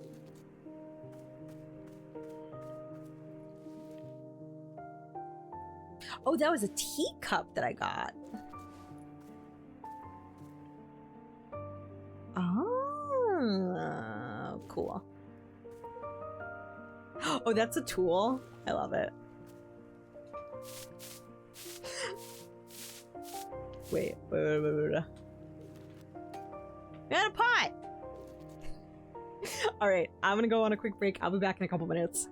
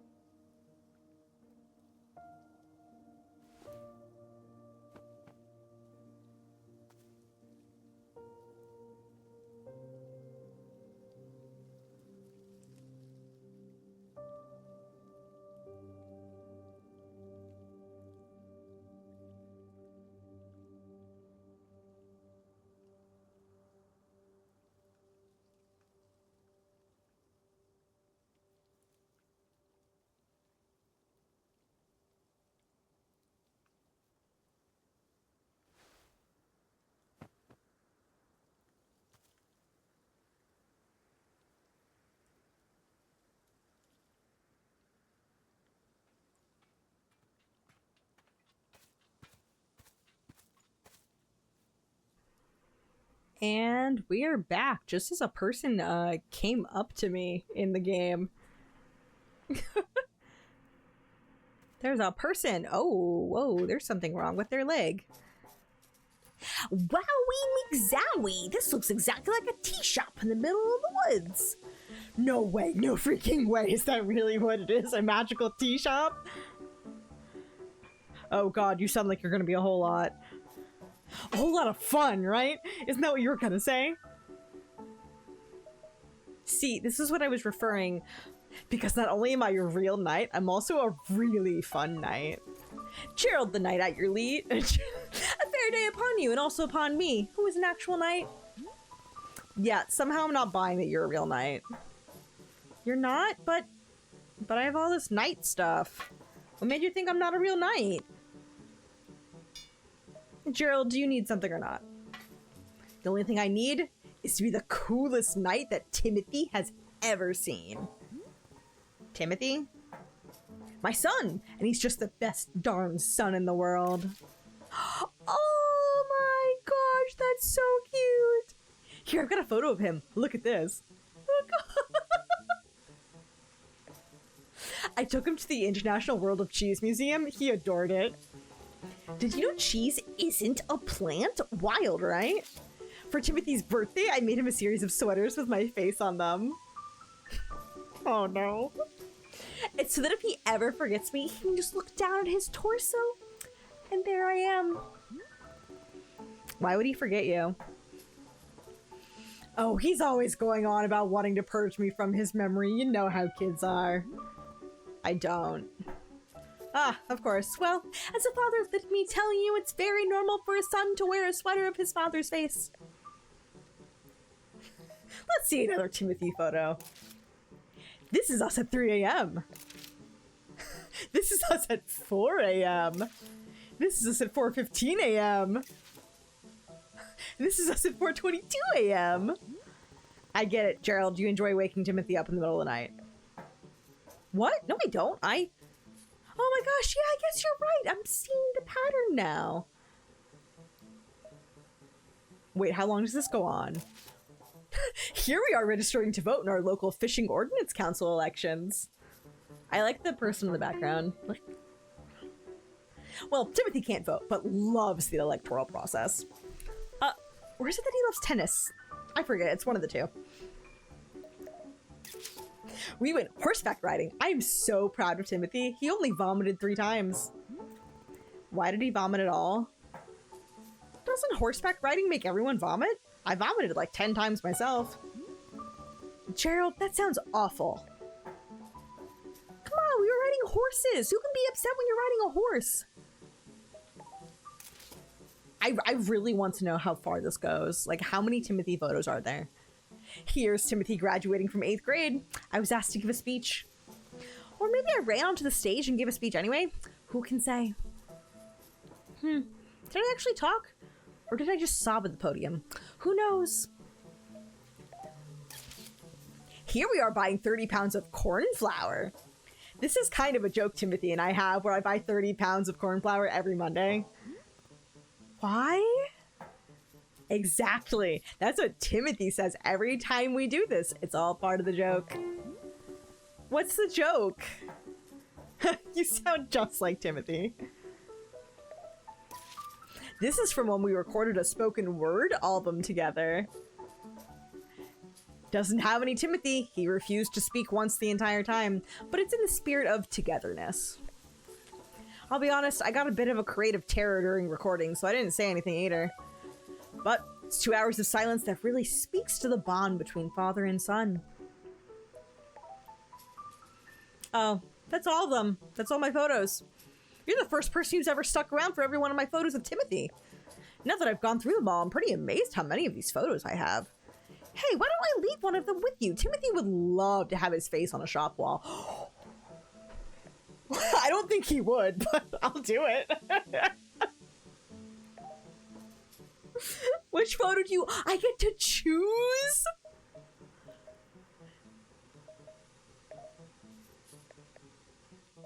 I like the Fishing Council.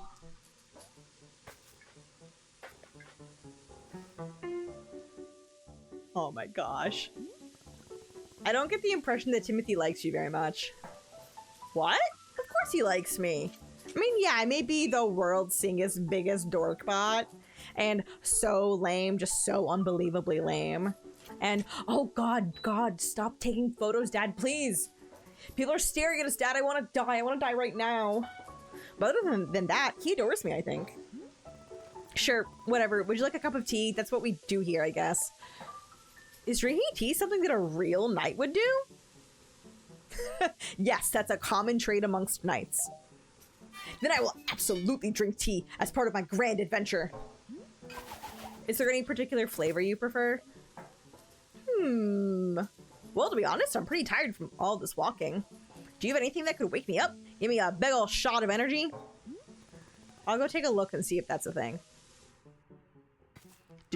Okay, field guide now contains a section called requests. Anything a character has asked you for will be recorded here.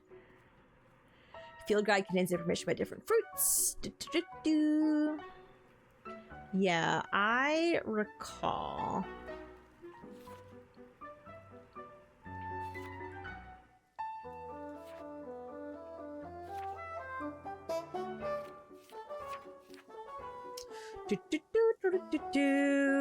Yeah, the Azzy fruit. Ooh, I don't know how to make that though. Oh wait, it's probably all pink. It's probably all pink. Did you think to upgrade your gear? I didn't even know I could. I am so winning though. Except when I lost, when that one person really didn't want tea. They that was not a moment where we were winning. A trinket. Okay. What are these? Oh, those are probably weeds, right?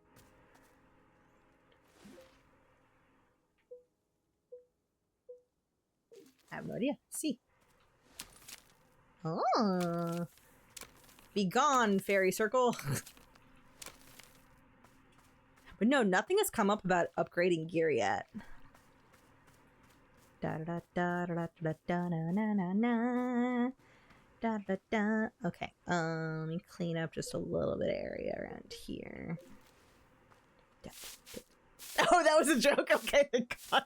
I was like, Pat, we're gonna fall into bad behaviors here. Where I'm like, oh no, I must be so productive. I must optimize. Oh, that's a cute teacup.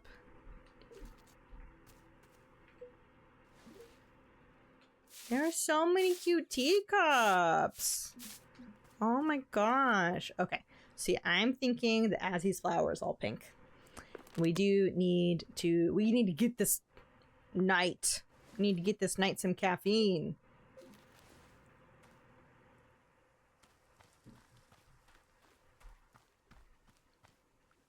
Dun, dun, dun.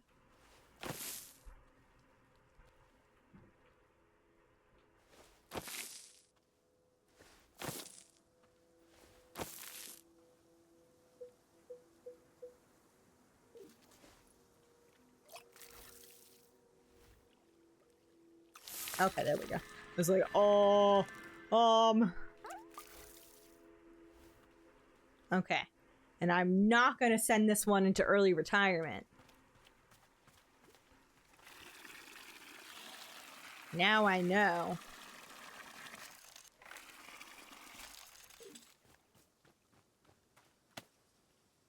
Azzy fruit.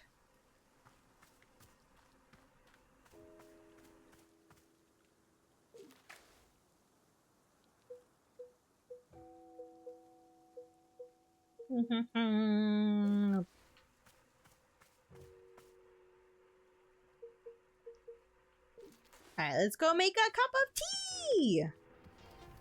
Oh, there are more teacups. So, the ones that I picked up, should they be washed?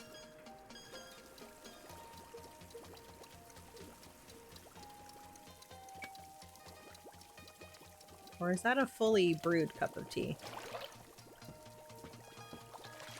I cannot tell. I cannot tell.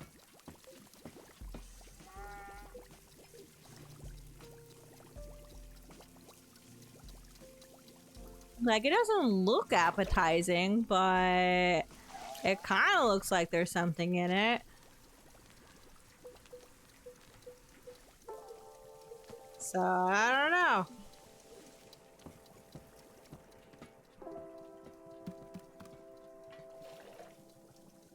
Da da da da. Yes, this first. There's okay, that's flies. I really wasn't sure.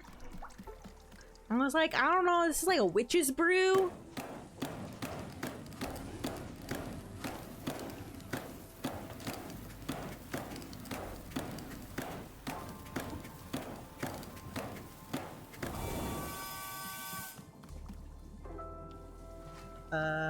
Next was but that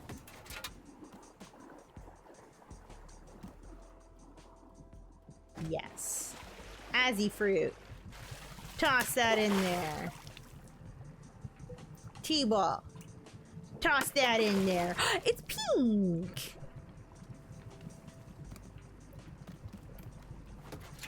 Oh.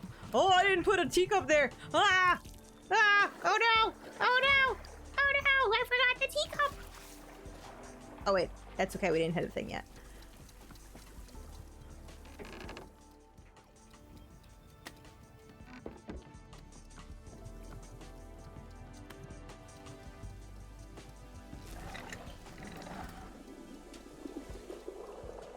That looks so satisfying. It's pink! I keep overflowing it. That time was an accident. Hi. Here you are.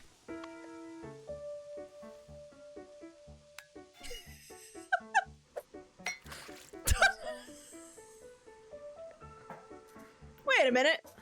I feel so alert. I'm out of my mind with energy. Heck yeah, this is peak Gerald right here. This is my best self.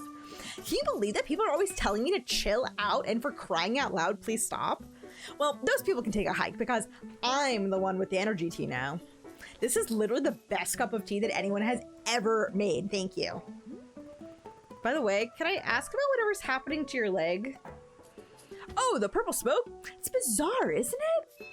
I was wandering in these woods and all that happened is I tripped and I scraped my leg. Well, technically I scraped it on a glowing purple sword. And the sword was held by an old witch muttering to herself. Who, funny story, one shit me from the shadows and screamed, "You shall bear the mark! You shall become the shade!" Its prisoner, its companion, its smoldering ash left from the fires of decay. Breathe its fumes and become the pain of becoming. I'm paraphrasing, but that's basically it. Gerald, I think a witch has cursed you. Oh, sure, obviously that occurred to me, but don't worry, I'm fine. Your leg is literally smoking. Yeah, but to heal myself, I did like 100 sit-ups after all this happened. So, you know, I'm pretty sure I'm in peak physical condition right now.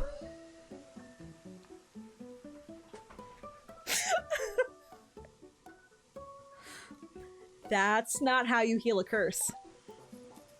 Hey, who's the knight here? I don't think you... Look, I understand this kind of thing is probably really new for you. If it's really concerning to you, I'll do another 50 sit-ups after I finish this tea, okay? See, I'll be fine. I'll be fine. If you say so. Glad you agree. After all, I'm a real knight. And if there's one thing knights are known for, it's physical health and well-being. Okay, time to reflect on the taste of this tea, like a knight.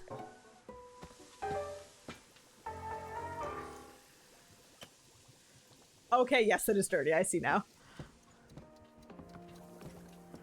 Oh, Gerald. Oh, Gerald. Oh, Gerald.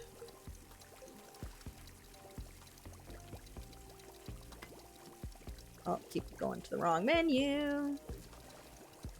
There we go. Okay, that's all the ones I had. Oh, cute! What do you got there? Yeah, what are you carrying? What is that?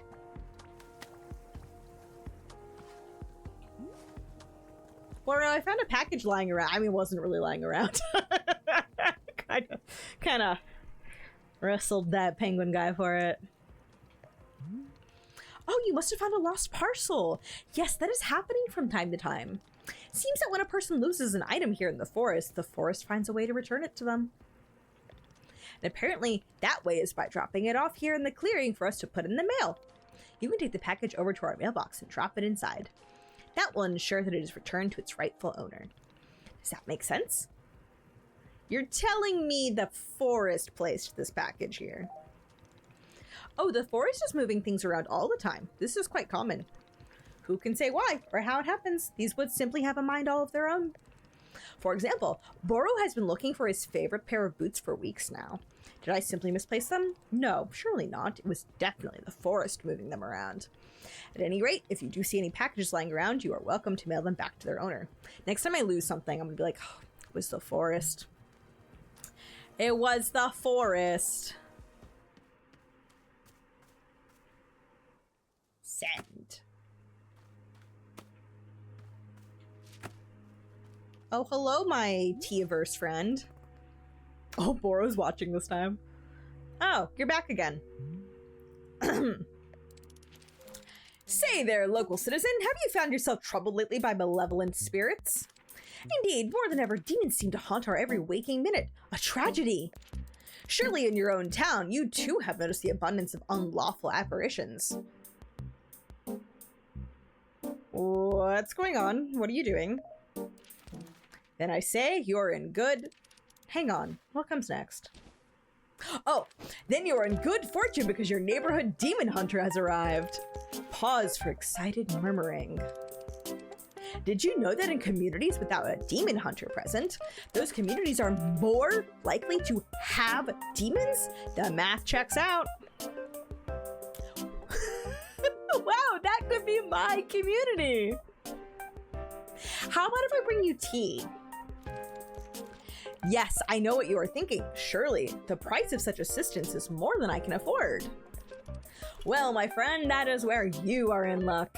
For you see, the Order of Demon Hunters believes that these vital community services— oh, he's back. Gerald. Should be provided at no cost to you. Wow, how could it be? It's almost too good to be true. For although we know this is a controversial topic, the Order of Demon Hunters believes that all communities deserve to live in peace and security. Pause for shocked gasps. That's why, for merely the price of room and board, the highly trained demon hunter before you could soon become a vital fixture in this exceedingly charming neighborhood. Please do not rush to an answer. Discuss it amongst your local elders first, as is needed. I do eagerly wait your reply. May your township steer toward its own greatest fortune. Cool. Anything else? No. Right. Well, here's what I'm noticing. You are a demon hunter looking for a town to help, right? But I can't give you that need because this isn't a town. So, you know, sorry. Or whatever. Oh my god, is everybody who comes in here gonna have problems like this? Including us. Is this like mental health purgatory? This is mental health purgatory, isn't it? Say, let's discuss the ways in which demons may manifest in your neighborhood. Town hall meetings have run far longer than intended. Neighbors in disagreement about proper fence heights? What is this music?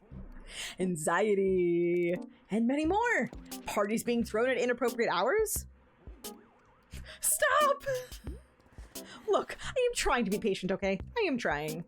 But I need something to do. Something to keep me active. I can't just sit and listen to people talk. So, Demon Hunter, this is a tea shop. I can make you tea. That's all I can do for you. Do you want tea or not? I guess. Well, if you have Riedel tea, I suppose we could do a Riedel ceremony. It's a particular kind of ceremony that requires Riedel tea. So, if you have Riedel tea, great. I will get you Riedel tea. Perfect, thank you. Riedel tea. You've never heard of Riedel tea, don't you? Run a tea shop? Each customer is its own thing. I cannot wait. Today's my first day. We haven't yet covered what is tea made of. Ah, verily, I understand. Well, Riedel tea is brewed from Riedel beets. I don't think I've ever actually grown Riedel beets before. I assume they come from a Riedel tree? Alright, I'll figure it out. We do in fact have those. Thank you so much for mailing my lost package to me. It seems to have slipped out of my bag. What a blessing that you stumbled upon it and thought to send it back. The package contained my daughter's school textbooks. The minute she received them, she studied them front to back and then immediately went out and won a local science fair. How did she get to a science fair so quickly and immediately win it? Believe me, I'm just as confused as you, but I think it's the power of education. Here, I'll send you her trophy as proof. She won't miss it. She's already won another 4. Aww. That's cute.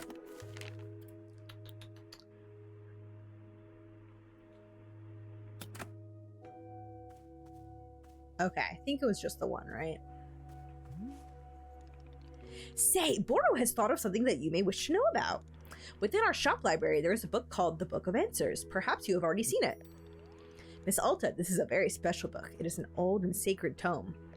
You see, the Book of Answers knows exactly how to meet the needs of every customer who comes through our shop. Yes, if you ever find yourself struggling beyond all reason with a drink request, you can simply go and look in the book. It will surely tell you exactly what must be done to make the person happy, no questions asked. Where does the Book of Answers come from? I am not knowing. It is far older than even Burrow, if you can believe it. Yes, we are simply custodians tending to its ancient and unknowable magic. Personally, Burrow prefers not using the book. To solve our customers' requests is a great delight. But from time to time, even I am indulging myself in a good old-fashioned spoiler. Yes, indeed. Nevertheless, now you know of its existence, and you may use it or not.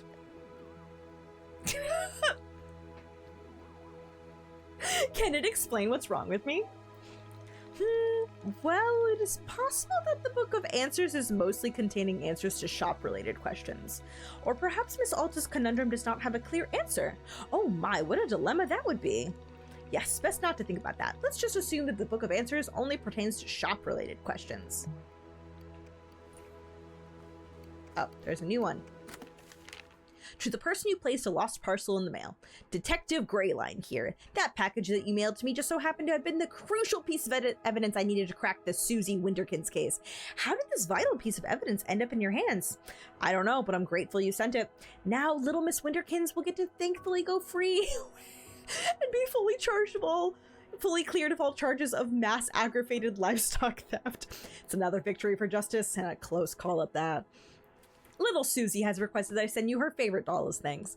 It may not mean much to you, but this doll is special to her. She and I both appreciate your help more than words can say. Adorable.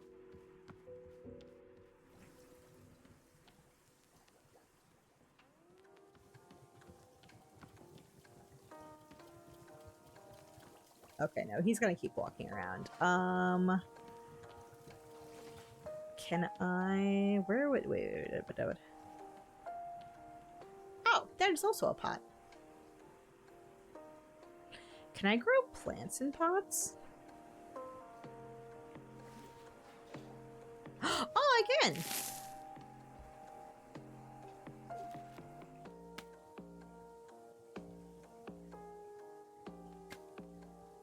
I wanted to turn it around.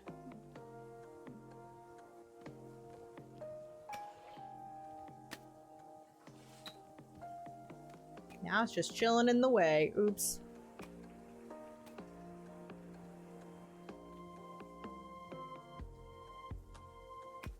Well, okay. That's just gonna be there for now. Can I... Oh, I can put stuff down.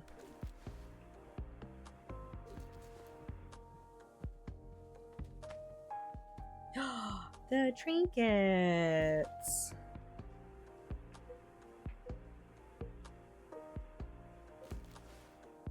Which one was this?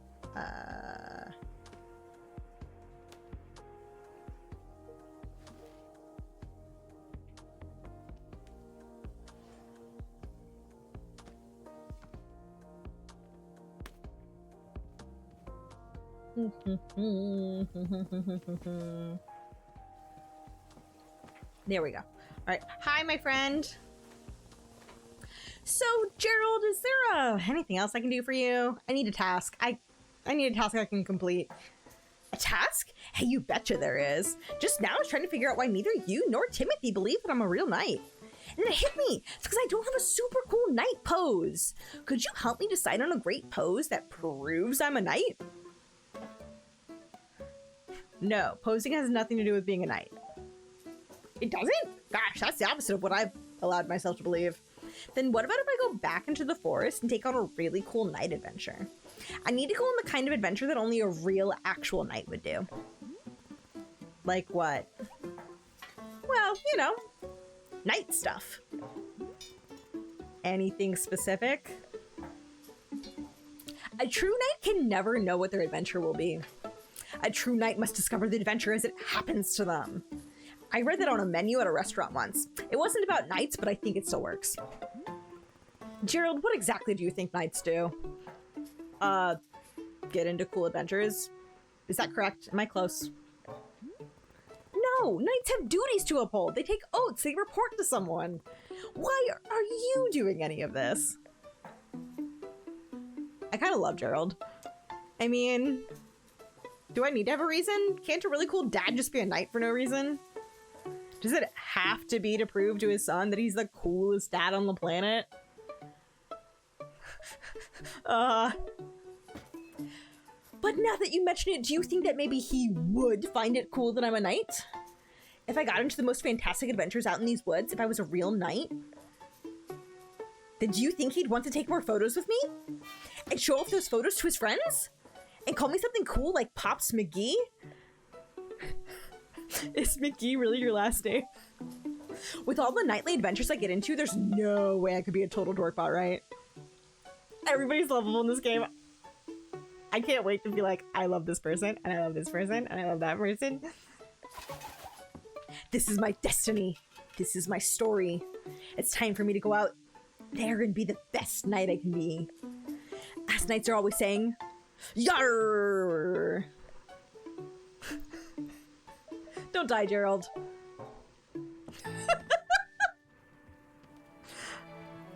Okay, I do have Riedel beads, but I do need to get I need to get more T-balls ready.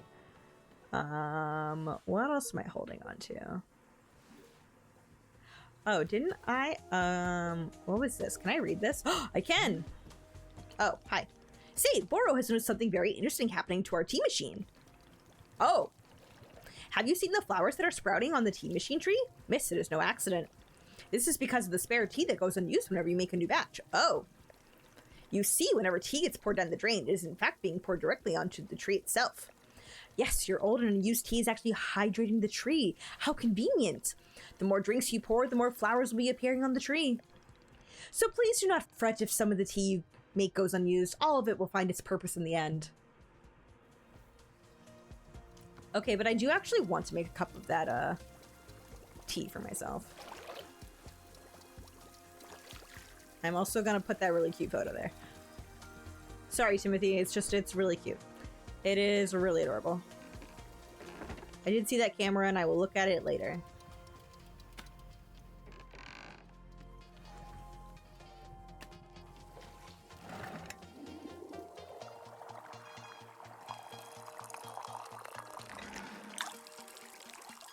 I will be spilling tea every time. Wait, let's go sit down with this cup of tea.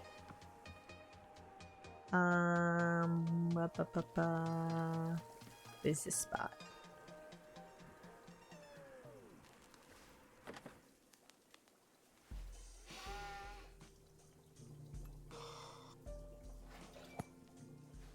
Tea. I don't think I have a best friend. Do I? The closest is Oh, it's about this probably tea. this kid who always came into the shop where my dad worked when I was young. I didn't like this guy. But he hung around the shop so often that at some point he just defaulted to being my friend. One day, he and I are hanging out and he says, "You know your dad's a loser, right?" Oh, thank you, Spore. I love this game already. Of course I thought my dad was a total loser. I thought he was weak and spineless. But for some reason, I just instinctively punched this kid right in the face. I'd never punched anyone before. No, you go, girl. I hit him again, there on the ground. And he tried to kick back. Okay, this may be a little much. But I held him down and hit him. Okay, and hit him. Okay, we no longer approve of this. Then a bit later, my dad lost his job. And we had to move. And I never saw that kid again. After we moved, I remember the very first thing I did was sign up for You're gonna get boxing burned out, but I classes. still think the game was for you. It was the vibe, you just knew. Dang, girl. Okay. Let's go wash this. Different flavors of tea will evoke different thoughts from Alta when she sits down to drink. The above sticker will be printed in your field guide next to any fruit that Alta has offered her thoughts on. Oh, tea leaves are not required when making tea for Alta. Oh, interesting. Okay. Well, I mean, I feel like I'm going to somewhat frequently have, like, spare tea and whatnot. Oh, but yeah, I'm doing well, Spore. I did have a nice, relaxing day. Isn't this a great dishwasher? I love it. Oh, it's my friend Gerald. Guess who's back? Oh, hoy, bringer of tea. I've returned from my nightly adventures. Hey, Gerald. Back so soon? Soon? What are you talking about? I haven't been here in days. There is something funky going on here. His foot? Yeah, he says it's normal. He says it's fine. He says it's cursed, but it's no big deal. What? We were just here a few minutes ago. Was I? No, I definitely remember setting up camp 3 times. In fact, take a look at this. It's the adventure I got into. Yes. It's this. It's a stop sign. Oh my god, it is. Yes, a stop sign. I mean, really? Like, this is like the least subtle subliminal messaging for Alta. Like, stop. Stop.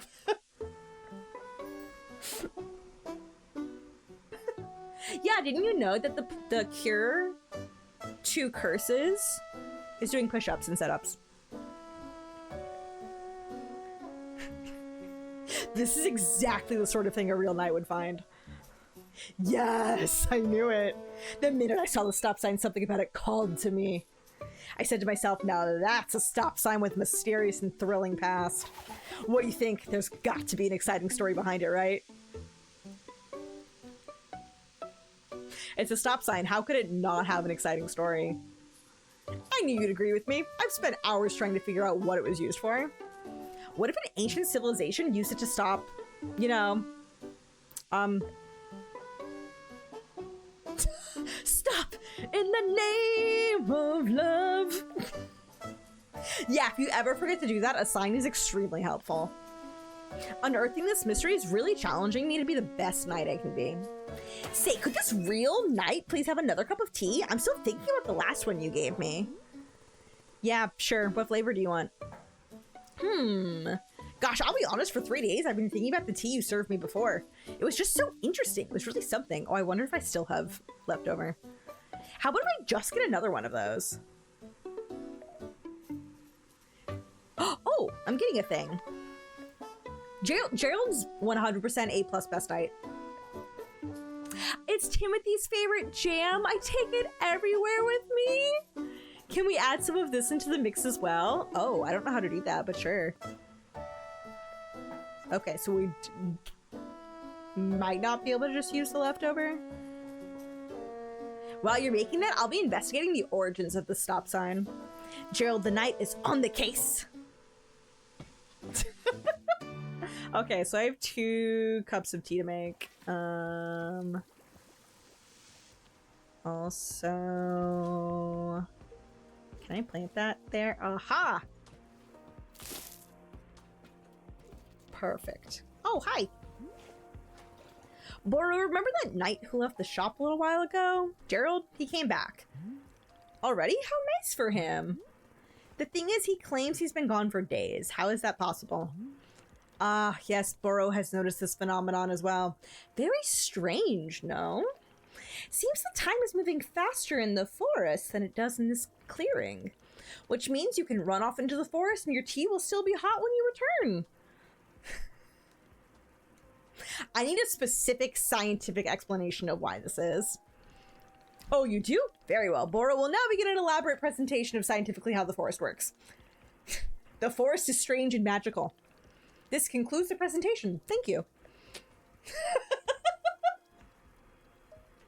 I have notes on several aspects of your presentation. Oh no, at this time the submission deadline for criticism has passed. What a shame. Truthfully, I am not knowing how time works in the forest. It is a mystery to me as well. But that is the fun. I am learning much about this place all the time, just like you. I love Boro. You're an NPC in Gerald's adventure. Time pauses for you and he's not living the area. Oh, that's so right. That makes so much sense. Wait, is there more? Oh. This month we're reading Edge of a Bullet, which follows the exploits of everyone's tough as nails international super spy Dirk Warhard. Will Dirk's charm and good looks get him through yet another dangerous mission? Only one way to find out. Oh. Oh, I will read that later. Right, I had intended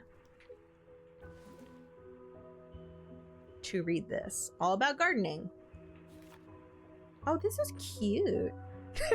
Dark or hard. So you decided you want to learn more about planting and gardening. This is very cute, but I'm going to be contrary to this game and read more of this in full later. But just quickly skim through this to get a sense. Simple plants.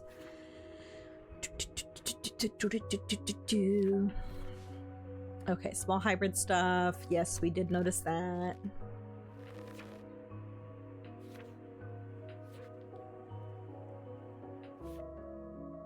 Yep, I noticed that. We did the larger hybrids. A breather. A lot of information. How about we take a little breather and relax for a moment? This calming picture of some beautiful fish. Look at the fishies.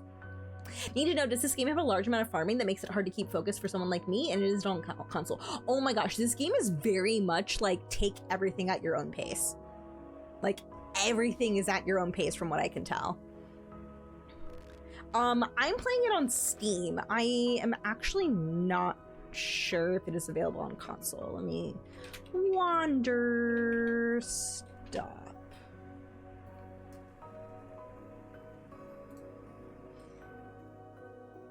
It is apparently on PS5 and Xbox. In addition to, I'm playing it on Steam on my computer. So yeah, PS5 and Xbox. Yeah. Oh, hello. Oh my gosh. Wow. This is his first time up here since surgery. You're doing great, buddy. You're doing great. Hi. You're doing amazing. Like, legit amazing. Hi. You are so talented. Oh my god. It is wild how much more active he is now than he was, like, Thursday of last week. 1 week post-surgery. Now we're starting to jump around. You're really not supposed... He's not supposed to jump around too intensely just yet. Hi. You gonna say hi to stream again? He was on here earlier. Hi. Ah, there's my Winky boy. Hi. Are you doing okay? I'm a little afraid you're gonna fall. Can I carefully move you back to the ground? Or can you make it down on your own carefully? Hi, you're doing amazing, but I am a little concerned. You want to come down?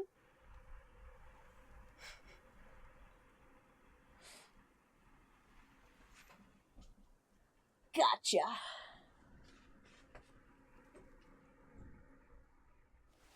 There you go.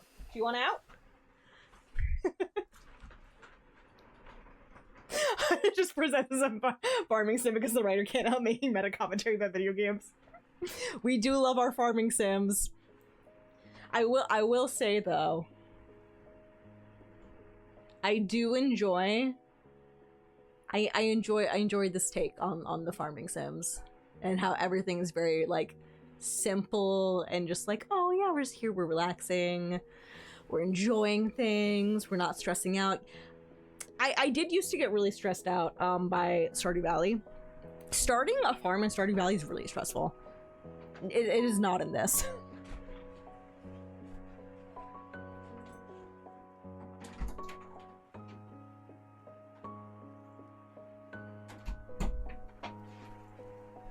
Woo, my computer.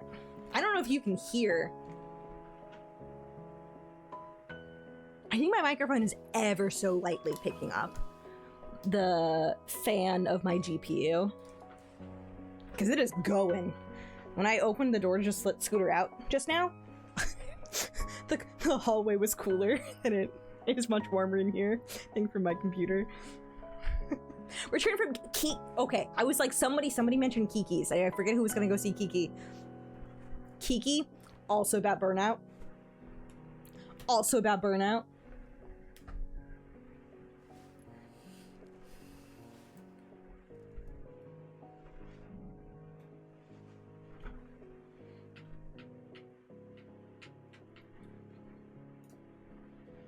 Okay, fruits. Do.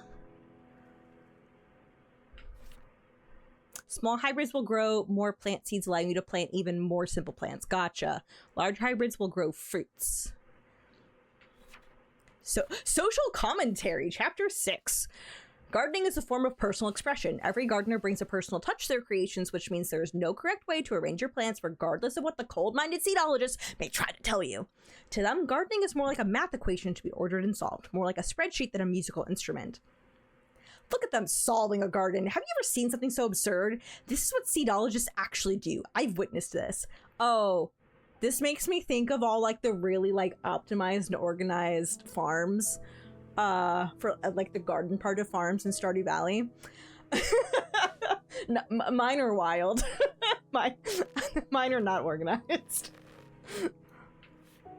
Oh, and let's talk about the cost of tuition at seedology universities. Oh, let's go. How can you justify an average of 215% increase in tuition costs over the last decade? Surely these students aren't getting the career opportunities that ought to be commensurate with such an exorbitant cost of education. Shall I tell you why all of this posturing and extravagance? It helps them to feel superior. They donate huge amounts of money to have their names printed on the front of an Institute for Plant Speech. That's a real thing they spend their money on. Darling, plants can't speak. I've tried. Don't lose sight of what gardening is really about. Gardening is many things, and seedology is not one of them. Resist the hegemony of the seedologist imperative. No seedologists. Oh, okay, we can move stuff. Pots are so handy and useful. If you hold a pot and stand in front of a plant, you can scoop the plant right up into the pot. Oh, neat. Okay, of course, the large hybrids are perhaps too big to fit into a pot, but everything else should fit just fine. Okay, sometimes it's necessary to eliminate a plant altogether. That's for our clippers. The power to destroy life is a heavy burden to carry, so whenever you share a plant, remember to congratulate yourself on overcoming the inner demons of doubt and insecurity. Congratulatory tea break.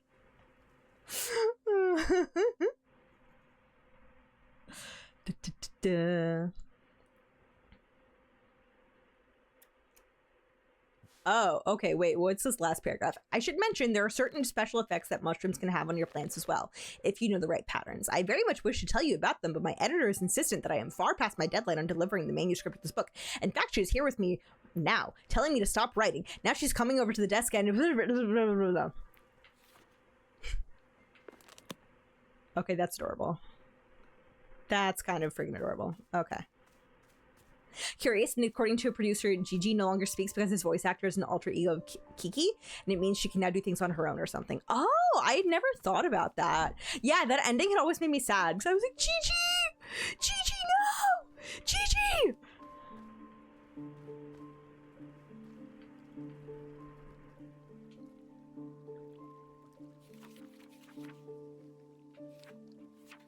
Oh, wait, requests. Okay, I'm still not entirely sure how to combine stuff for Gerald, but do we still have any of that leftover tea, or did I finish it? I think I finished it. I think it made 2 cups. Okay. So right now I have on me 2 Riedel beets, some puff pods, chip chips. So I need more tea balls, which I mentioned and then forgot. I have Riedels. The previous tea we made for him, that was the Azzy fruit.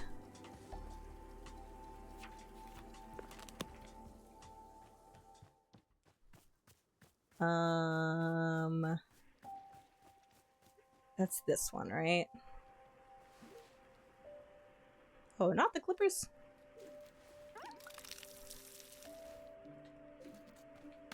Yes, that's Nazi fruit. Gotcha. Cool. Yeah, as in Kiki's delivery service.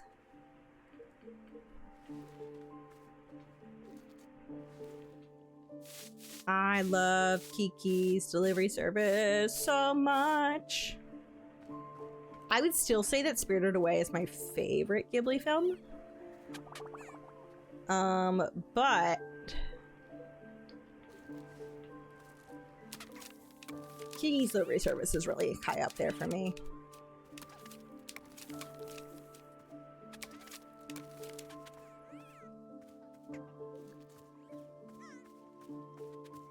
All right, I need to find bushes. Oh, you've never watched it? Oh, I love it. It is like this game, very much about burnout and the importance of slowing down and just, you know, enjoying the environment around you. Learning how to take breaks. Or else you are gonna burn out.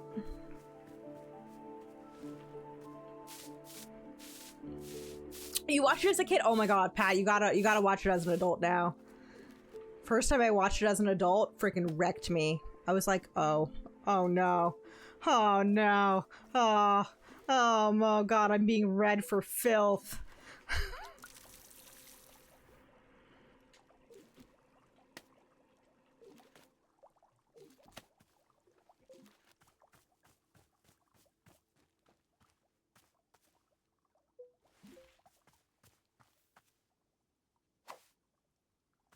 Yeah, I forget which ones were the tea leaf thingies.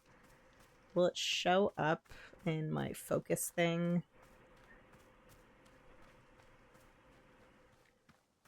So what the frick are those? I will come back to them.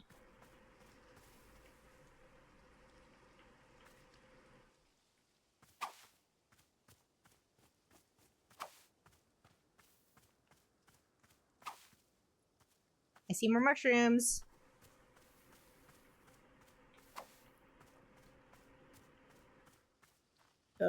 Which ones were the tea leaf things? They just looked like bushes to me.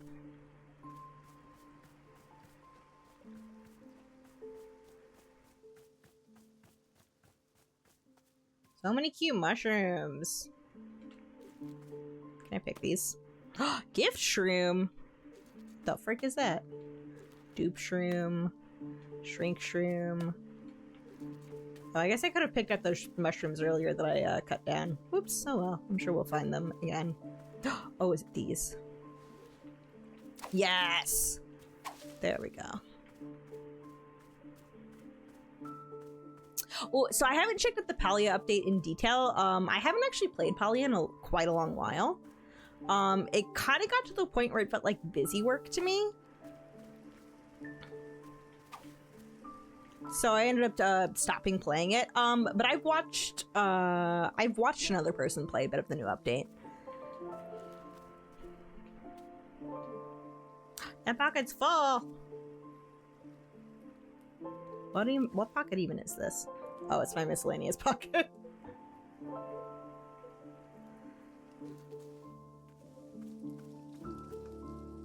PC not being friendly with it. Switch. Oh my god, the Switch version is so janky.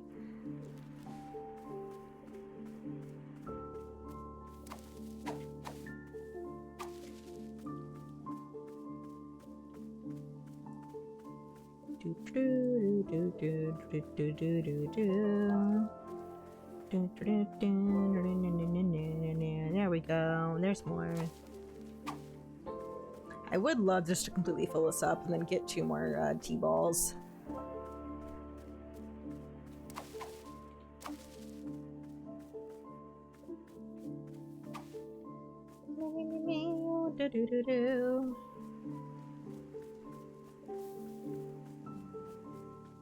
I just need like 1 more maybe.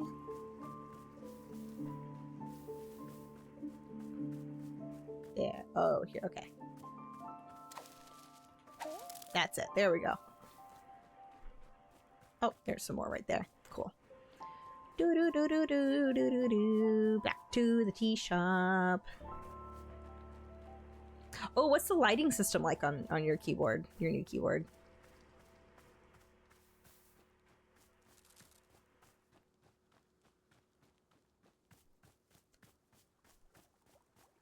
so cute. Do I need to fill this up? It's basically full.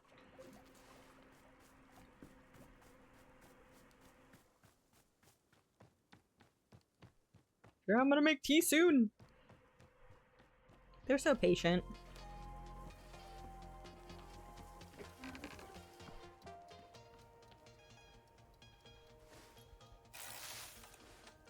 Awesome. Do do do do do do. I'm gonna make the Vreedle tea first.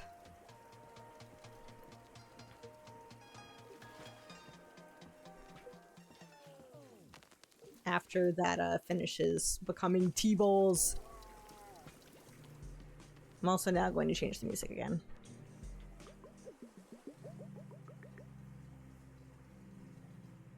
I'll go to that one. Oh, it's a gift from Logitech? Awesome. Per key RGB, have it set to screen sampling mode, so parts of the keyboard are being lit up in correspond. Oh, with colors on certain segments of the screen. Interesting. That's very cool.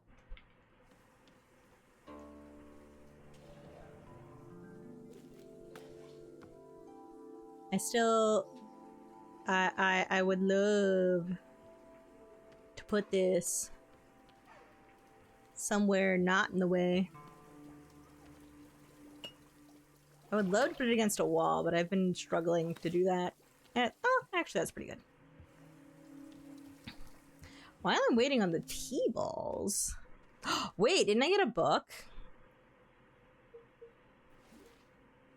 Dirk Warhard!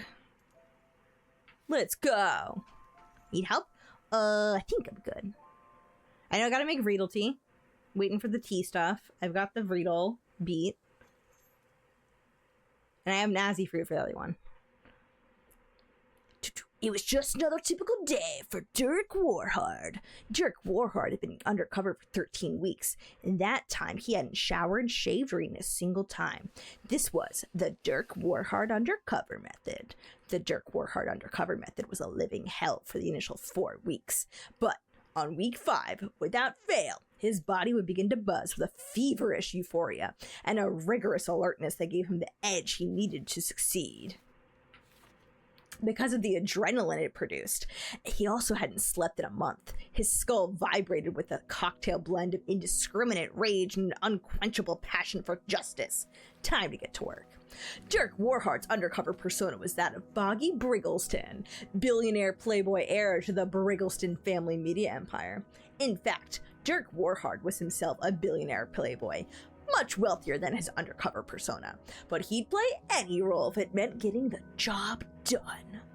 A wealthy local socialite was hosting a charity gala in her mansion home, which Dirk Warhard had been instructed to infiltrate. His limousine pulled into the mansion driveway around midday. As he stepped out of the limo, the sun shone brightly into his eyes. Dirk Warhard hated the sun more than he hated anything in the world. He had been told many times to stop looking directly into the sun, but to turn his back on an enemy was cowardice he could never forgive. Pulsing with rage from the Dirk Warhard undercover method, Dirk Warhard pulled a pistol from his tuxedo jacket and fired 10 rounds directly into the heart of the sun. Case closed. Oh, and part of it is pink because my... Yes. Very pink today, yeah. He holstered the pistol and stepped into the party. Shortly after entering, he was met by the host, Samantha Keylight. She was his target, a known perpetrator of underground organized crime, and the person from whom he was to extract sensitive information. "Howdy," he said to her. "My name is Bobby Briggleston." But his name was not Bobby Briggleston.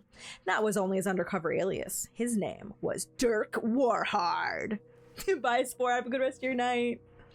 Dirk Warhard thought to himself, "I'm Dirk Warhard," and then continued the conversation. "Mr. Briggleston, it is the pleasure of pleasures to finally meet you," exclaimed Samantha Keylight. "I've heard so much about you from our mutual friend." The mutual friend she spoke of was Dirk Warhard's handler, who briefed him on every mission. Dirk Warhard did not know this man's name, because Dirk Warhard disliked learning names. The only name he knew for certain was Dirk Warhard, and even that one was written on a card in his wallet for emergencies. A man in a servant's outfit approached them with a tray of shrimp cocktails. Hors d'oeuvres. The sight of food thrilled and angered Dirk Warhard. Hunger raged in his stomach, but he couldn't risk the mission. He stepped very close to the man holding the tray and subtly pressed his pistol to the man's sternum. You'll remove the food immediately, and you'll never show your face in the city again. The man began trembling violently, then nodded and turned for the exit. Dirk Warhard fired a warning gunshot at his feet just to scare him. That's the T-ball. A hush fell over the entire party, but Dirk Warhard coolly holstered his pistol and said, "Saw some asbestos?" Oh, saw some asbestos. The partygoers all nodded in appreciation, and a few began applauding. And then they clapped. "Now then," declared Samantha Keylight, "may I show you around my home? A man of your distinction will surely admire my collection of art." "That's right," replied Dirk Warhard. "I am a man." And he was. The two of them stepped into an adjacent room, which was empty but for the paintings hung on every wall. "Van Dorsens mostly," said Samantha Keylight. Now there's a cat. Now Scooter's trying to get back in here. "Though some on the far wall are by Ferrier. Do you have a favorite artist, Mr. Briggleston?" "Because there was only one name that Dirk Warhard truly knew," he replied. Dirk Warhard. Several of the paintings looked to Dirk Warhard like food. To suppress the anger it aroused in him, he tore one of the paintings clean in half. "Asbestos," he explained. "Mr. Briggleston," said Samantha Keylight, "I did not invite you here simply to admire my art collection, nor to rid my home of asbestos." Everyone going live. Apparently Tuesdays be poppin'. In fact, there is one particular piece of art I wish to show you that I think you will find very interesting. Dirk Warhard responded well to this statement because he liked it when people gave him things that interested him. Samantha Keylight pulled a small parcel from a shelf, then turned to Dirk Warhard. But the parcel was not a piece of art. It was a gun. She pointed the gun at him. "That's right, I know exactly who you really are. Dirk Warhard." Dirk Warhard quietly retrieved his wallet and checked the card inside. She was correct. "You didn't think you'd fooled me with this Bobby Briggleston nonsense, did you? I'd know your scummy face anywhere." Samantha Keylight fixed the gun on his temple. "Tell me who sent you, or the next piece to hang on my wall will be your brains." Time slowed to a crawl. Dirk Warhard played through every possible outcome of the situation in his head, tactically assessing thousands of different strategic maneuvers. His mind raced with the efficiency of a cheetah nailed to a missile. After a mere half-second, which to Dirk Warhard felt like hours, the only strategy with even a glimmer of hope was clear to him. "Well," snarled Samantha Keylight. Oh, I've been saying Samantha? It's Samantha, actually. Oh, wait, no, it says Samantha there. And it says Samantha and all these, oh my god. Okay, I want to believe that that is an intentional typo. I want to believe that that is an intentional typo. What's it going to be? Are you going to start talking, or do I have to? Samantha Keylight exploded. Blood and innards splattered across every inch of the room, drenching the various works of art and substantially lowering their value at auction. Of course you'd find the typo. Yeah, it's only like my job. I turned in a proofreading assignment last night after my stream. Yeah, maybe I'll report it to the devs just in case. I mean, I want to be like, okay, like, even if this wasn't an unintended typo, I kind of love it, and I think you should leave it. I kind of love it for this book. Dirk Warhard wiped a finger from his eyes. Weeks ago, he had secretly planted a bomb inside Samantha Keylight, triggered by a switch inside the ring on his left hand. This was one of Dirk Warhard's signature techniques, and it had saved him dozens of times. He stepped over to where he vaguely recalled she had been standing, then adjusted his shirt cuffs and said, "What you didn't know is, I'm actually Dirk Warhard." He then pulled out his pistol and said it again, while holding the pistol, which he decided was cooler. He repeated it while firing the gun several times, and that felt coolest of all. This book came to us for a like a monthly book club thing. Dirk Warhard still had no idea what role Samantha Keylight played in the perpetration of organized crime, but it wasn't his job to know things. The less Dirk Warhard knew, the more quickly he completed each mission. And this one had been done in record time. He pressed the mechanical implant on his neck to inform his handler that the mission was a success. Dirk Warhard stepped back into the party, where guests were in a panic over the sound of the explosion and gunshots. They turned and froze as he entered the room, dripping with Samantha Keylight. Dirk Warhard strode confidently toward the nearest servant holding a tray, grabbed the shrimp cocktail and stuffed it into his mouth with a beastly vigor. Someone in the crowd yelled, "Oh my god, it's Dirk Warhard!" Dirk Warhard attempted to yell, "What you didn't know is, I'm actually Dirk Warhard." But his mouth was just too full of shrimp, so instead he just fired his gun into the air several times, and partygoers began cheering and making out with each other. Then the president emerged from the crowd. "Dirk Warhard," said the president, "you saved us once again. I award you $10,000 cash." The crowd cheered again, and Dirk Warhard still couldn't speak, so he kept firing his gun. One of his bullets accidentally hit the president, who gave the thumbs up as he bled out, grateful to have been killed by the famous Dirk Warhard. But the president's death didn't bother Dirk Warhard, who knew that there would always be another president. But there would never be another Dirk Warhard. He stuffed another shrimp to his mouth, then crowd-surfed his way back to the limo as he yelled his famous catchphrase, "Nobody survives Dirk Warhard. Justice as cold as the shrimp. It was just another typical day for Dirk Warhard." I'm a right sci-fi bulb. Really? They did a great job.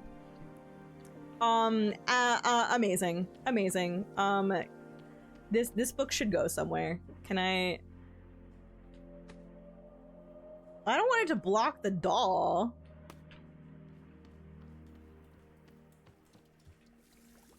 There you go. A perfect book. I feel like I should also empty more of my pockets. There was like a library.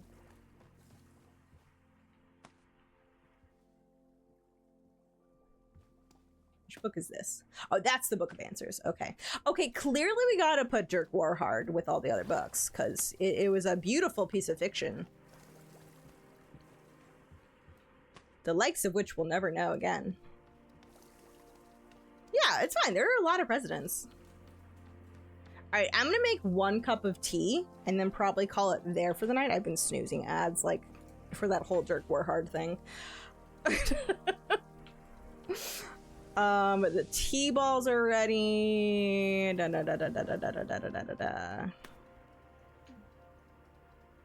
it.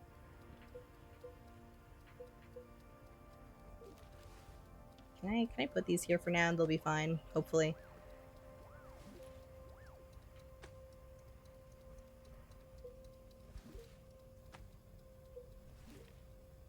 Just to empty my pockets some. The doll's cursed.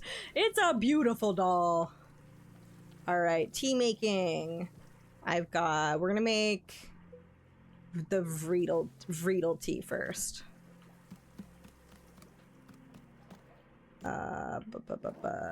Yeah, this okay, first. And I want to make enough for me to have a cup as well.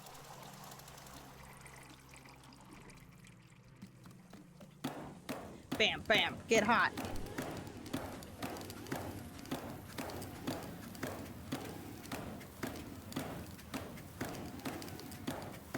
Almost there. Is it this? I think it was this one. Yeah, okay. Friedel beat. D-ball. Okay, as long as it's not those penguins. They're so cute. I love them. Okay, and then we go grab a cup.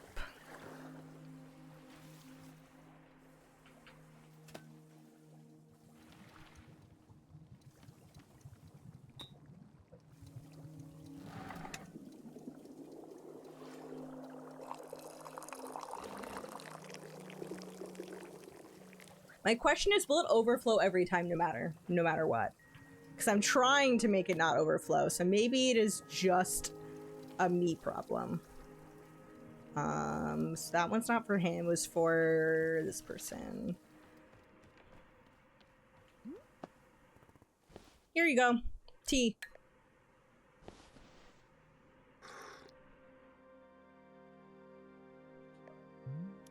Verily, you have brought me the ceremonial Riedel tea.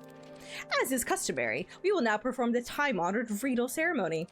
Ooh, I'm excited. I haven't done a Riedel ceremony in ages. There's more. Yes? Fine. One ceremony, that's it.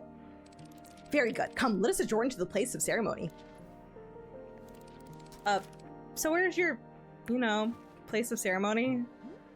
I do not have a place of ceremony because that isn't a real thing. But don't you have some kind of designated spot? The book says every town should have a ceremonial spot. Oh, duh, I forgot. We do this by the big willow tree.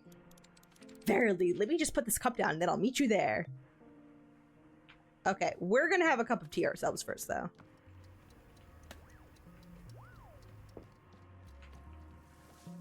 Because we have not had this tea yet.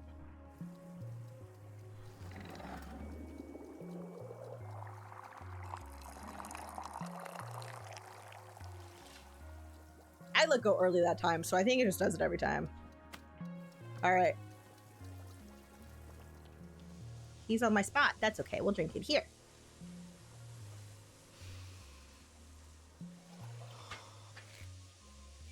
If ads play during this, I'm sorry. I think we'll be okay, though.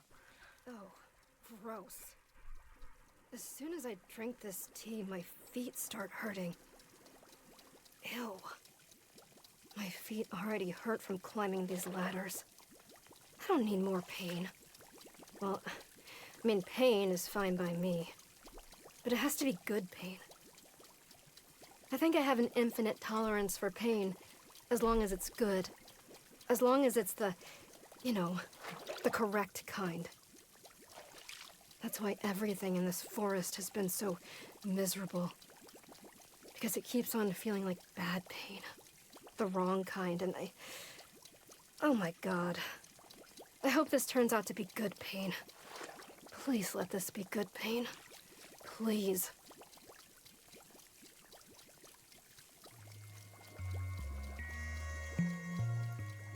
Oh, man.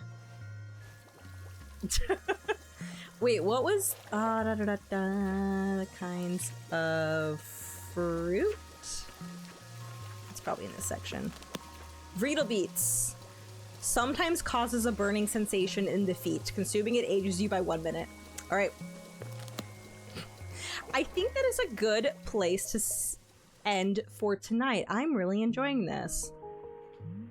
I really, really like this.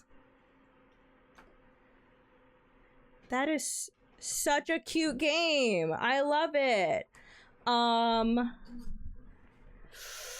will be doing more Splatoon tomorrow night. We have a scrim. But I will let you all know the next time I stream this. Yeah, I don't know. I would love to stream this again sometime soon. I'm really, really enjoying it. Oh, thank you all so much for watching. I hope you're excited for the next time I play it, because I am. If you want to follow me on my socials, I am Rose Battle everywhere. You can find me over on YouTube as well. Obviously here on Twitch, you can find me on Blue Sky, Rose Battle, and all of those places. I do have a new video over on YouTube, as well as my VODs channel, of course.